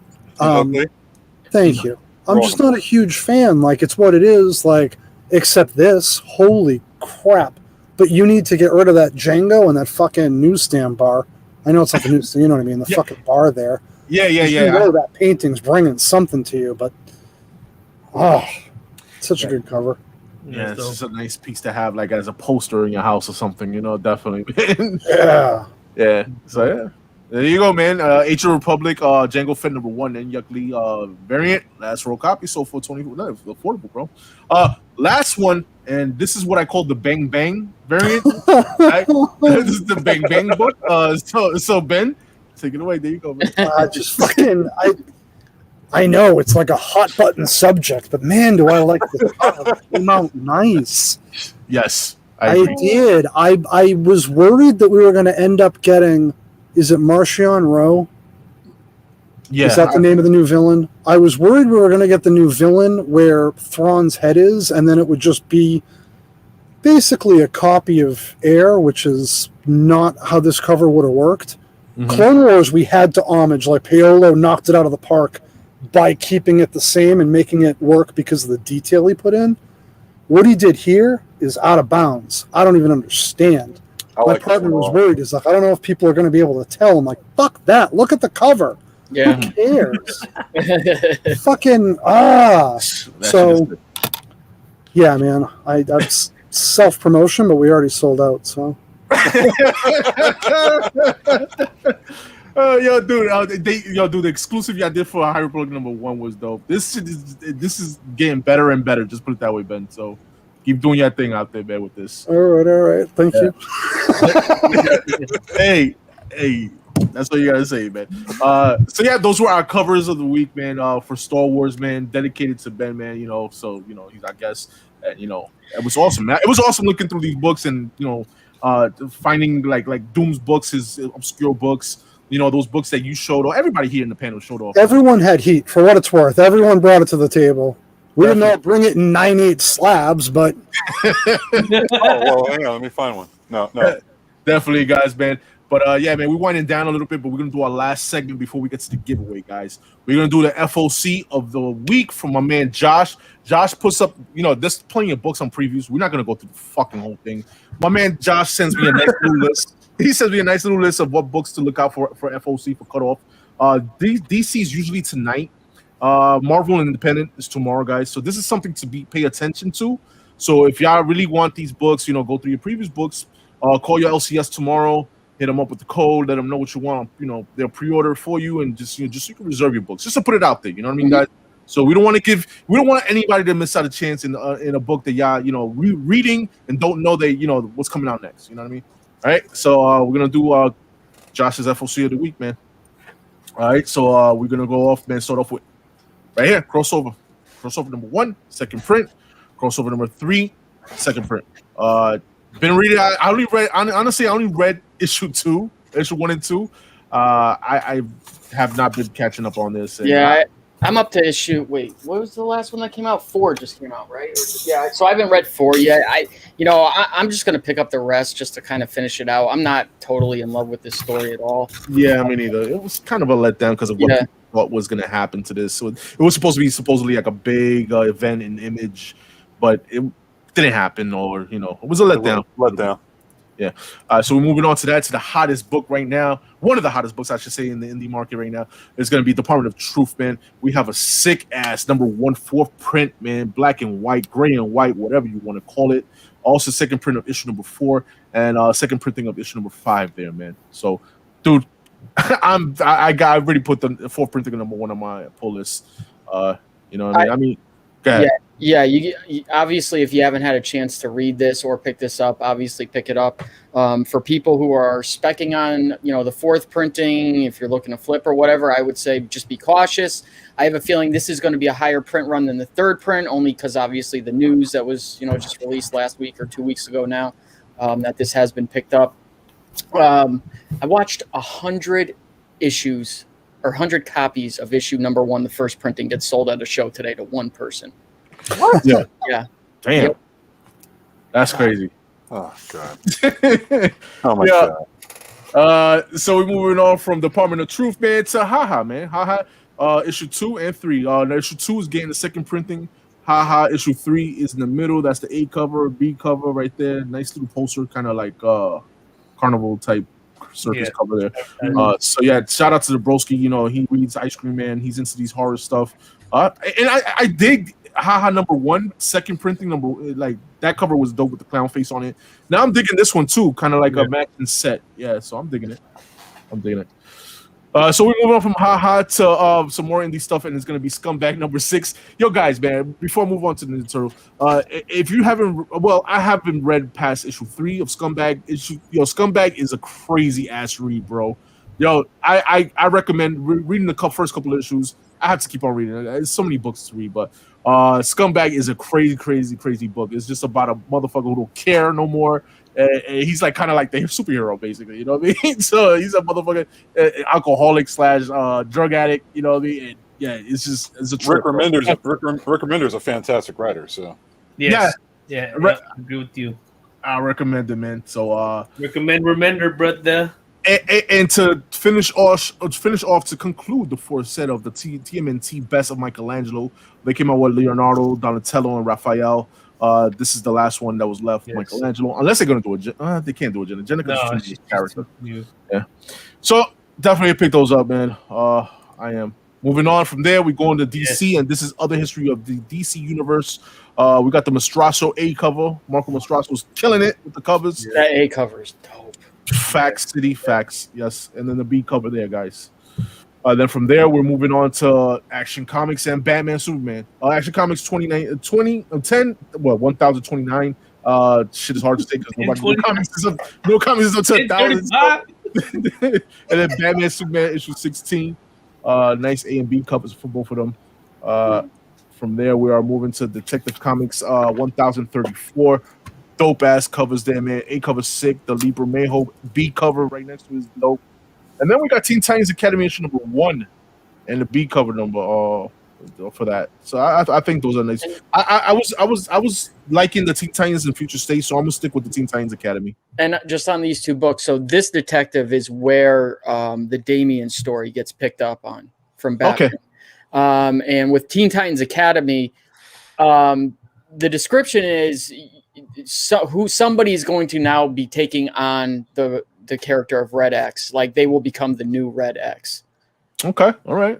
Yeah, so I honestly feel like reading these, picking the damn. So you tying in. I will talk after. We'll talk after the show, Josh, about this because you mentioned something and I'm like kind of intrigued about that. So yeah, definitely to pick up Teen Titans Academy #1 because the Future State was awesome, good read. It was dope 2 issues that I read. So stick with it, man. I'm gonna stick with it. So we're moving on to Alien #1, man. Alien #1 for Marvel. The A, B, C, D cover there, man. The one that I would like and I'm digging is the B cover, the one from the left, the second one from the left. They got that's a Patrick Gleason cover there. Yeah, awesome, you're not alone. Cover. You're not alone because I heard so much heat about that B cover. Because everyone's after that B cover coming, when this book comes out. So it's definitely one you want to go and put an order in for as soon as possible. Yeah, definitely, man. So that's the one. And if you were into the blanks and shit, you got the black blank there. That's a good one. And it's Arsenio. You do your nice little alien cover there. Yeah. From there, we're going to some more variants. They have ratios. I didn't put the ratios. It was just too many covers. Shit. This shit is a lot of work, bro. So there you got that. Then you got the nice little Scotty Young in the right over there. I don't know why I'm not a huge Scotty Young fan. I have a feeling that's going to become a little something. I wouldn't be surprised if you see that become like Venom 21, how his Venom 21 cover was like a little $15, $20 book. I have a feeling that might be the same. You might see the same thing with this. Yeah. That one's I don't know. That one, the Scotty Young one, it's going to probably have some value, but it's probably going to have value as a side dish compared to like the Patrick Gleason one. Like I always thought, when the whole Spider-Man cover came out, where that keeps getting reproduced over and over again. Yeah, like I thought that was like Patrick Gleason one and done. When he did that Alien B cover, there is so much heat about that cover right now. Yeah, that's the book. That's the book you have to go and tell your LCS you want that book. You don't care how many copies they order. Definitely, man. Support your LCS, guys. So moving on there, man, and we're going on from that Alien to ASM and ASM 62, and this is the book where he gets his suit, his new suit. This is the book where it all falls apart again. Yeah, I was about to say. Because one, the new suit, and two, this story got good or semi-good once they ditch the whole, boomerang roommate thing. And why are they bringing him back again? A, B cover, guys. You already know what I think about these Man-Thing variants. I think it's stupid. Yeah. And then the 1 in 10, the 1 in 10 cover there. So if you're picking this up, all right. Hey, listen, man. It's a first. Yo, listen. I just had to put it out because it's the first new school. And I like Spider-Man. No, it's like this is watch this book become scorching hot. I know, right? I know. It's like so we moving from ASM, man, to Black Panther 2024. Dope covers here, man. Again, we got the A cover, and then Women History Month of Jen Bartel. Jen Bartel's been killing it. He's gonna kill it because they haven't come out yet with these covers. Women History Month, and then Michael Cho two-tone variants. Some of those are hit or miss. That one's a nice one though. And then you got another D cover there. And we're moving from Black Panther to Captain America 28 and Guardians of the Galaxy 12. Awesome. Alex Ross cover all the way in the left. And then we have the Michael Cho again, two-tone variant. And this Guardians of the Galaxy 12, is this the last issue or what, man? I don't know what's going on with that one. But nice cover nonetheless, an A cover there. And then look, Gamora thing variant. Gamora. We're moving on, man. All right, so we're going there from Carnage, Black, White, and Blood, issue number 1, man. Awesome A cover. Yes. Dope ass Patrick Gleason cover. And then, I think that's Inyuk Lee C cover, and then Momoko 1 in 25. All right. Yeah. From there, we're going to Omnibus. Cosmic Ghost Rider Omnibus, volume number 1. All right. You picking this up, Josh? No. Okay. Well, there you go. Carry on. Yeah, so we went off from there to Black King and Black Scream number 1. So I think this is a one shot or this is a mini series. They're doing another. Not sure. Yeah, I don't know. But awesome Ryan Brown cover in the middle there. I'm digging that one. And these Stormbreakers, man, these Stormbreaker covers, they're hit or miss. No, not even that. My man Ultra Maximus, and shout out to Ultra Maximus because he kind of pointed it out. I'm not sure if they were one per store or they're just So some of them were one per store, but I think they're not going forward on some of them also. Okay, well, shout out to Ultra Maximus because he put it out there, and he made me realize that. I just thought they were just regular variants, you know what I mean? So. And then we got was finishing off we got 3 more slides there. We got Maestro, War and Pax, issue 3, and Miles Morales, Spider-Man issue number 24, guys. Damn, those fucking Man-Thing fucking variants. Horrible. Yeah. So from there, some more Omnibus. Predator Omnibus. All right. You got a regular A and then a variant. Nice covers there, man. Yeah. And then some Star Wars. We got Dr. Aphra issue number 8. Nice covers there. You got a 1 in 25. Sorry for the banner there, but that's a 1 in 25 on the right. Really? So yeah, it's a 1 in 25. I wish it was the other way around, man. It's that 1 in 25 does not look very good. That A cover is way better than 1 in 25. The 1 in 25 is not. Listen, man. You want me to show you? I can show you on this list, bro. What the fuck is a bad one? I believe you. It's like, oh man. So we're moving on from there to one of the underrated book that was recent, man, which was Taskmaster issue number 3, man. Taskmaster issue number 3 was the first appearance. I'm not even gonna attempt the name. The name is right there on the second print. Tegugi. Oh, there you go. There you go. The English professor over here, East Meets West. What do you say? Tie your shoes? But dope ass Taskmaster. I think the one in the left, the black and white one, is a 1 in 25 second print of issue 3. Yeah, that'll be a hot book. That'll be a hot one. The one right out next to it is just the regular cover, second print. And then we have issue 5. I think this is the last it concludes of Taskmaster because I think it was a 5-issue miniseries. Nice covers there too. So A and B. And that's our FOC of the week, man. You know what I mean? All right. So real quick, Josh, you wanted to show something off? Yeah, I can show some stuff for what I got at the show today. Before we do the giveaway, man. Go ahead. Let me just take this off. Close this shit out, man. I'll highlight you and take it away, bro. You went to all right, so you went to a show. Yeah, I went to, again, a small Connecticut show that happens at the end of every month or sometimes every other month. But I got this, not from the show today, just some Oh shit! Comic panels. Greg Land. This is from Mighty Avengers 11. You got Blue Marvel there, so nice. Really, really nice piece. That's dope. Sick. That's dope, man. Real quick too. Thank you. Real quick, I found some 9/8 of the New 52 sketch covers. Which issue was that, man? Because it didn't see the list. Sorry, that's issue. Kind of flat. Fail issue. There you go. So these are just ones that I already had 9/6s of, and these are really getting really hard to find. I needs that. I needs that, Josh. So, and then this one, I just picked up the 9/6 for now because 11 was one of the only two that I didn't have. It's a nice placeholder for now until hopefully I find that 9/8 one day to complete this run. Okay. What's the other one you need? I made that run, that's why. Oh, really? Number 12. Number 12. Okay, I went 1 to 10, but I did the Jim Lee Expo. Have you seen that cover? The DC Expo? No. I'll fucking post it to IG and tag you. Okay. Thanks, man. Sorry. That's dope. That's cool that someone else collects these besides me. Absolutely. Yeah. Oh, yeah. So I have 0 through 26, and I'm missing 12, and there's just a couple that I have 9/6s of right now that I just need to upgrade. But anyway, at the show today, picked up this. So Jungle Action 6. Sick. That book has been getting hot, bro. Yeah. No longer. Yep. Pick these up. This was a great deal. These are 9/8 candidates newsstand. Omega Red. 3 of them. All right. Yeah. It's like 22 for you, right? Huh? What'd you say? Oh, how many copies you have? You had like a whole short box of that shit. Dude, I have some, but not newsstand. Not newsstand, though. Yeah. Sorry, I'm kind of far away from my mic. It's all good, bro. What else? Give me now. Show that. New Agents at Atlas.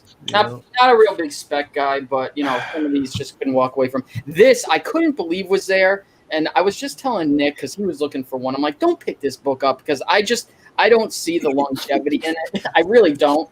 Don't pick this book up. But yeah, it was sitting there like for almost till the end of the show, and it's a newsstand copy for $50, and it's clean. So I couldn't. So sorry, Nick. Shout out to UEX. Yeah, your dickhead brother. Oh yeah, don't pick this up. It's terrible. Why? So one of those first Omega Reds is Nick's. And shout out to UniX for putting me onto this. We were talking about this last night, and this book is hard to find. This is the 1 in 25 for number 2. Nice. So go look what people are asking for that online. Did you pay 20 for it? No, 25.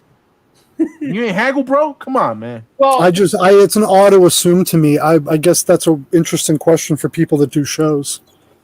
Yeah, so I mean, maybe I did because I didn't just buy this. I bought a stack of books, or not a small stack of books from this one dealer. So I'm sure I probably paid around that when you averaged, the deal that he gave me at the end. So probably.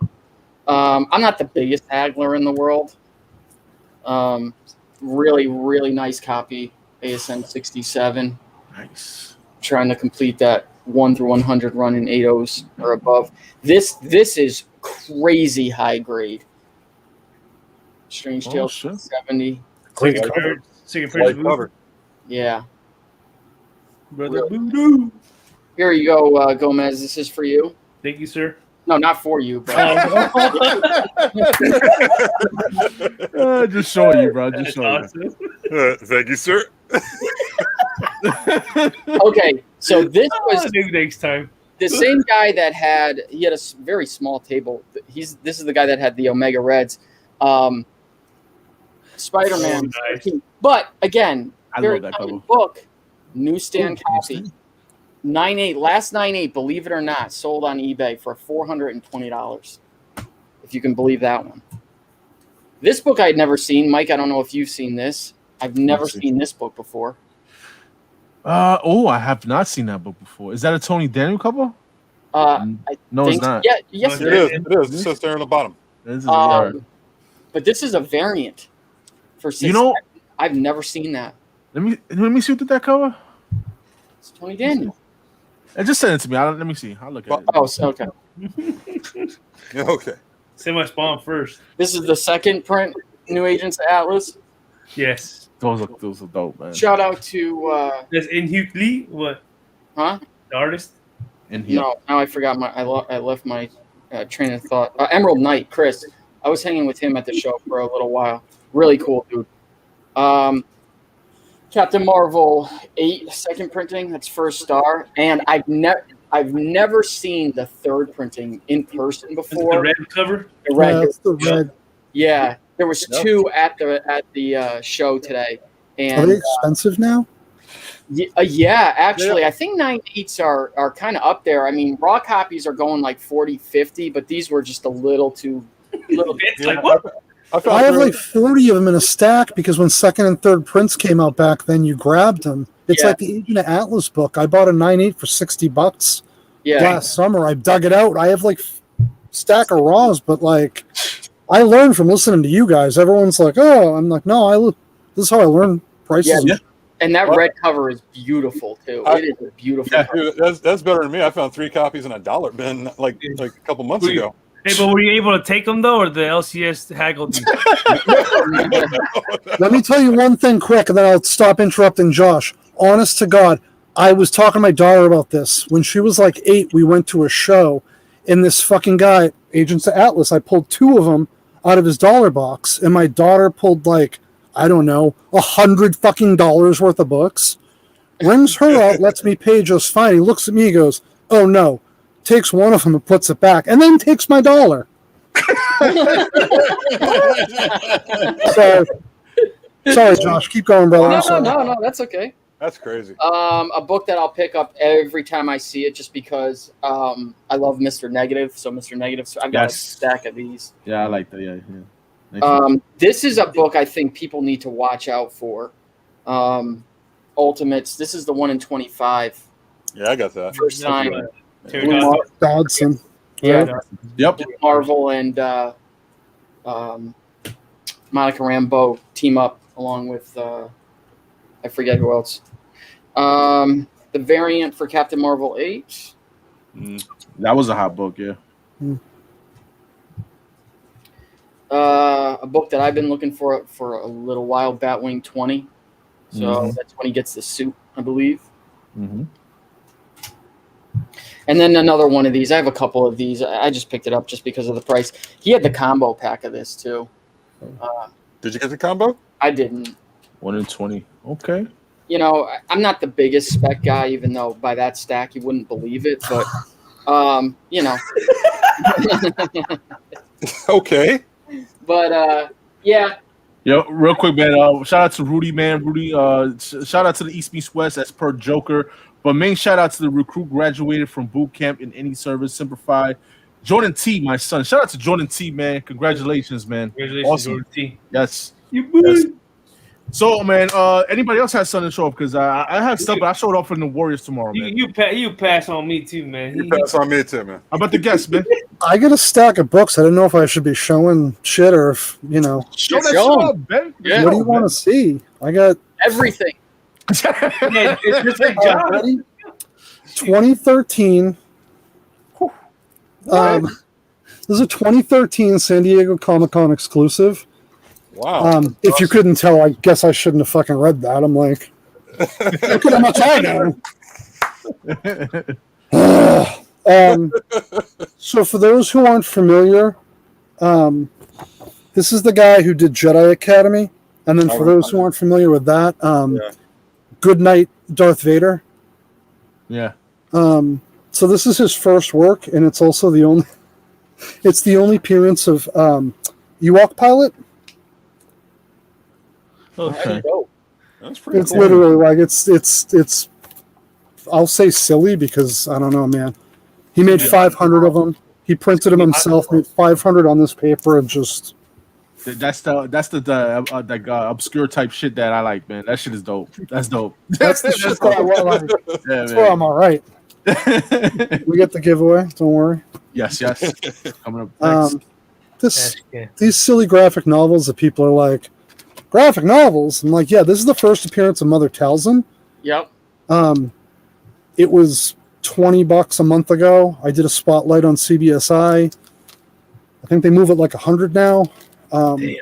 when this book, when Maul and all that stuff shows up in Obi-Wan, and they go down the fucking rabbit hole, and we go to fucking Dathomir, and oh man, this book, it's gonna do what Defenders of the Lost Temple did. Bo-Katan? Mm-hmm. Yeah. Like, fucking what? No thank you. Damn. This shit. Oh, that's awesome. I've never seen it in my life. Fuck That's yeah, cool. that's nice. This is a nice one. That's Shit. I've seen That's that. awesome. I was lucky enough to grab some 9/8s over the summer, paying attention, and it's funny because the bar kept getting set higher. Yeah. But I learned after the Silver Age, doesn't matter if the bar goes high, as long as I believe that it's going still. Like, I paid $700 for a fucking Legacy one. Damn. But like, I think that $700 will be $3,000 in a year or two. Yeah. Yeah, We're not getting Bane. slab. Do you know there's a second print of Coder? No. No. The only reason we know is because we interviewed the fucking writer, and he was like, "Oh yeah, the second print." And I'm like, "Who the fuck can you tell it's the second print?" The difference is the amount of boot you can see at the very bottom of the cover. Are you kidding me? I wish I was. You know what's even more fucked up? He thinks, and this is also, let's be clear, the guy who wrote Coder is the owner of fucking Comicron. For those who don't know what Comicron is, that's literally like, here's how many books were sold through Diamond. Yeah. Jonathan Jackson Miller, right? Yes, thank you very much. Yeah. I'm like, JJ, my buddy. I don't know. I don't know why. It names like that just spin out of my head in some weird way. I don't know why. So there's supposed to be some wildly low print run of these books. Somehow, the two copies I have are both second prints. Wow. Oh shit. Oh shit. So I'm all right with that. I can't even imagine what. I mean, that's a low print run as it is. I can't even imagine what the second print is. Yeah. It's can't. Who knows, right? Like, you can't. That's fucking stupid. He was hoping to have a first and second print. This shit, like. This shit. Yeah. It's okay. I got it. Like, first Superboy, but it's got like it's been cut in half with a jigsaw. Oh shit. So back in 2014, my man Sean Legit, Big Leg, I traded him a Ghost Rider 9.0, a Ghost Rider 1.90 for that, which he like bought that off a dealer's $10 wall or some nonsense. So like everyone was fine. Yeah. Except for the dealer who sold it for that sheet. Yeah, I was about to say. Third Wonder Woman, the last Peanuts book I needed to finish the Peanuts run. Nice. Rosetta, Ditko, round one. Man, I'm going to knock everything over doing this, but it's worth it. Oh, fuck you, Hulk. These things, 250 printed. I'm just saying. Like, this is licensed Marvel Is stuff. that a Turkish cover? Yeah, and that's why I've when seen that before. it's this, there's the Venom Carnage AF-15. This artist, I'm telling you, Sea-Lord. So, I mean, this is one of my favorite books ever. One of my favorite Joker covers. Yeah. Oh, This fucking get out of town. Like, that's sick. That's badass, bro. Thank you for sharing. So I real appreciate you quick, guys. I'm sure you get this question a lot, but like, say the whole something happens and you can only leave with like, what is your most favorite book? And I know that usually gets broken down into, well, this is my most favorite book because of value, but this is my most favorite book because of what it personally means to me. So if you could pick one out of each category, what are you taking with you? Or is it the same book? I don't know. It's a really good question. It's an interesting question. I think the answer is the Batman one that I don't have yet. Like, that's the goal. So honest to God, I get into this investing and like started flipping moderns to get, I don't even know how I got here, but it started as trying to like get up. I am unfortunately not. I bought the last 6 copies on eBay 2 years ago. I would strongly suggest going on eBay and paying market if you want one, though. That book's never gonna. It's never. I mean, they're like 200 raw right now, and I don't think that book goes down. I don't think it's possible, especially when there's more fucking Turkish variants coming for Star Wars, which it's kind of out there, but like nobody knows, but they're coming. Yeah. So, Yo, man, thank you for sharing, Ben. That was awesome, man. No, I appreciate you guys having me on tonight. This has been a fucking blast. Thanks I for learned coming. a lot too. Honestly, I learned every single person in here tonight taught me. I took notes and shit. Oh, shit. Slow down, Jordan. What's up? What? Yeah, listen, man. This is a community where you can learn from the chat too. You know what I mean? That's awesome. You know what I mean? Ben, you're the dude. We should do this again. Listen, bring some of the crew, CBSI crew on this. Oh man. yeah, 100%. Yeah, oh yeah, That'll be dope. You know what I mean? But it is time. It is time, guys, for the giveaway, man. Yeah, I know it's time for the giveaway, man. So we round up, man, the names from the beginning of the show. We called off the cutoff time. All right, guys, man. My man Broski, he took down the names. We got the wheel, whatever he shows. I'll share it, man. And again, man, real quick, man, before we get into that, I want to shout out to my man Biggs and home of the New York Warriors, man. We have a special guest against tomorrow night, guys.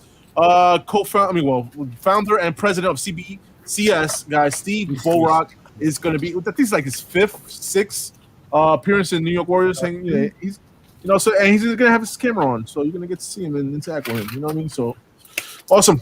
It'll be a dope show tomorrow, guys. So stay tuned. Mention my name to Steve. Steve's fucking deadhead. Like, I'm not kidding. Him and I, like, oh yeah, brother. Like, Big Grateful Dead fans. what a good dude. Yeah, Sorry. all right. I'll tell him tomorrow. Yeah, man. We interview my man Ben C. All right. So you let me know when you're ready, because I'm ready, brother. All right, guys, man. So we're sharing right here. Bam. So how many names you got there, bro? 63. 63 names on the wheel, guys. Shit. Okay. So I'm gonna shuffle 3 times, and then I'll spin. All right, hold on. Yeah, so you shuffled in, man. Again, guys, man, shout out to Ben C for doing this giveaway. Thank you so much, man, for giving the opportunity for people in the chat, to win this book, man. Awesome Darth Maul #1 Virgin cover, man. All right, man. My man Broski's gonna spin it 3 times. Spin that shit. Yeah. Spin that wheel. Let's go, man. Let's get it. What movie is that song from? It's all your Knights of Ren, yeah, man. Yeah. Did that wheel spin? It did. Louis Rivera, man. If you in the chat, man, guys, you have to be present. If not, you will be dusted, man. We will spin this shit again, and somebody else will win. What's the window you give them? We'll give him a minute. Because there's a delay. So we'll give him 1 minute. Boxer, you got it, man. Nice. You got it. What I was talking about. What movie is Spin That Wheel from? Why are you making Mike all crazy now? I'm like, you got it. Mike's like, what? I'm like, yo, is BX Boxer Lewis? All right, no. Louis Rivera, just shut up. Louis Rivera, just shut up. All right, Louis Rivera, man. Shout out to Louis Rivera, man. Listen, Ben C, man. How you want to hit me up on IG? Are you are you in the chat? Are you on Instagram? Yeah, Louis, man. Let us know. Remove you. I'm sorry. If you can't hit me on Instagram, hit Joker and yes. he can get me the address and I'll ship it out. I'd say tomorrow, but we both know it's not going to happen. Let's call it Tuesday or Wednesday. sometime this week. But yeah, give me your info. If not, hit him up on IG himself, Ben C on IG. Let us know if you have an IG then, and if not, I'll give you my email, or you know what I mean. Just let me know if you got it or not. Both sweet. I'll hit you up. Oh, definitely. All right, cool. Yeah, hit him up. I think his IG. I posted it up and down in the link on the description. Both CBSI and Ben. So give him a follow on IG. And hit him up there, man. So yeah, man, that's our show, man. And again, man, shout out to Ben and CBSI for that giveaway. Yeah. Definitely, man. So yeah, man, we're gonna say our round of goodbyes, man. We're gonna start off with our guest, man. You, Ben. Thanks to everyone in the chat, and thanks to you guys. Honest to God, I had a good time tonight, and I meant what I said. I learned, and I don't know, man. It's nice to fucking kick back, talk comics, and go a little past the line and realize it. Appreciate you. Listen, man, I appreciate you sticking around for 2 hours and change, man. Doing this, I appreciate you, bro. Thank you. So yeah, again, guys, man, everybody, my broskies in my panels, East Meets West, everybody I mess with is in the description below, guys. Give them a follow on IG and sub them up on YouTube, man. All right, guys, man. And so we're gonna start off with James, man. Say your goodbyes. caught me with my pants down here, man. I'm typing in something here for. Let's just drop in a link here. Okay, well, we can skip you if you want. Yeah, just give me for a sec. Yeah. Again, man, why he promotes himself? Shameless plug to this dude right here. Yeah, We're gonna go out with Josh, man. We'll see you goodbye. All right. Final thoughts and shout outs, bro. Yeah, obviously, thanks to Ben for stopping by and providing the chat with that great giveaway. Thank you so much. Like Joker said, hopefully you and your guys can come on again sometime soon. I've got a couple videos going up. I have to reshoot them all for several reasons. Probably later in this week, just my past year of collecting, just the top books that I've acquired in the past year. So be on the lookout for that. Again, I know LETT and I have mentioned it before. We're doing something together. Hopefully it's very soon. Peanut, I need you to work on that. You know what I'm talking about, please. And what else? Obviously, like Mike said, Warriors tomorrow, Pressable Defects on Tuesday with New Comic Book Day, CBSI's list, obviously. Mm-hmm. And also Thoro on Tuesday, Thoro and Mike with Indie Spotlight Show. And then what else? One other thing. With that, right? I'm on point. Yeah. Good. Like we're one brain. Yeah, I think there's one brain between us. And then what else? And then I think maybe sometime this week, it might be next, depending on when the books come in. Nino is doing an unboxing, a CGC unboxing of books that I pressed for him. So check that out. I'll be on. I think Chad will be on that show as well. Yes, definitely, man. Yeah, Nino. James. Oh yes, I'm back. Yes, thanks again, Ben, for showing up on the show here, and thanks Gomez for letting me be on the show. Yeah, I had to accept that shit. I'm sure, bro. I'm sure, buddy. Yo, listen, no, but for real, man, like I was cool with it. Josh was cool with it. Broski was like, nah, I can see him. He lives by me. I see him by cons. I'll see him at a shop. I don't fucking need to. No, but hey, if and nobody hasn't checked it out, check out my channel. I just did an unboxing last Friday with Gomez and Joker. And it was good times. So you guys want to know what was in that box? Check out my channel. I think the link's down there in the description, right? It should be the link to your channel is in the description. So cool. Yeah. Then we're all set, man. Yeah, thank you. Definitely. So yeah, yo, dude, my co-host right here. Yeah, no, like I said, shout out to Joker, man. Joker, and for putting this panel together and putting it all together with this technique he does. Without that, I don't think our show would be as a showcase as it is right now. And of course, Ben C, it was a pleasure having you. It felt like one of the guys. Yeah. I wasn't nervous. I wasn't scared. We're here to shoot the shit. You know me. Some people get that funky nervousness. No, you made it feel comfortable and humble, and I appreciate that. Along with my guys here, like I said, I learned stuff new by hanging out with these guys once a week, and I can't wait to do it again. I have a haul video coming out tomorrow and the whole haul video come out Tuesday. I did 2 haul videos. Wife was gone. I was able to get 30 minutes of my own free time besides this show. So yeah, so I like I said, can't wait to see what goes on in the future. And like I said, thanks for everybody in the panel who've been watching. Yes, and then do that. And then King Gold Stay, I'll see you next week, bro. 2 weeks, hopefully. In 2 weeks? Oh shit! Okay. Yeah, but he'll stand me up. He'll stand me up. It is. Yo, man, Broski said it, man. He said it best, man. Shout out to the chat, man. Yeah, the chat was like the highlight, man. With the questions for Ben. Ben was a great guest, man. Thank you, Ben, again, man. Shout out to Ben, CBSI, everybody over there, man. Keep doing your work out there, man. For real. Yep. I recommend it. I just started messing with it, like really getting into it recently, since I've been talking to Ben. And dude, I love it. You know what I mean? I love it. You know what I mean? So. And make sure you stay tuned for the Blue Marvel stuff tomorrow, because I know I'm. Oh yes. Damn, we messed up Peanut. That Peanut didn't want that out there, bro. Thanks, Josh. I think Peanut and I have already done what we've needed to do. But nonetheless, man, it was an awesome show. And shout out to the Doom. The Doom really made this happen. Yes. If it wasn't for the Doom. Dude, this show would have happened. You know what I mean? So the Doom, right. I know he's working, but he, definitely would have been here, for this show. Stay tuned for March, man. We got a couple guests too that we're trying to work on in March. I haven't spoken to. I think one of them is Simple Man's Comics. The Doom is gonna bring him here on the show, and that's when he's here, and he'll interview him. That'll be the Doom show. I'll let him, take over that show. And then over here, man. Besides that, like I said, East Meets West. The brother channels, man. We got a Thoro. Keep it thorough with the indie spotlight, guys. Right now on Tuesday. And dude, by the way, yes, man. Thank you very much, man. Thoro is doing a claim sale right now. He just started, guys. He just started. You know how you do his shtick. It takes him a half hour. So you're good. You're good. So I love that, dude. Yo, listen, man.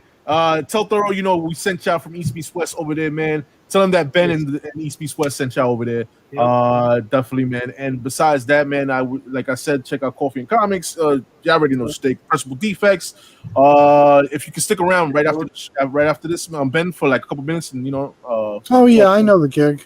Yeah. So I'm too stoned to fucking run off anyway. Besides that, man, I want to say thank you so much to my panel members here on East Meets West, and shout out to everybody in the chat, man. I hope everybody has a beautiful week and enjoy. Walking Dead. Enjoy Walking Dead tonight. Oh, that's right. Yeah. Dead. This guy right here. Right? Other than that, man, I'll say peace, man. Later, guys.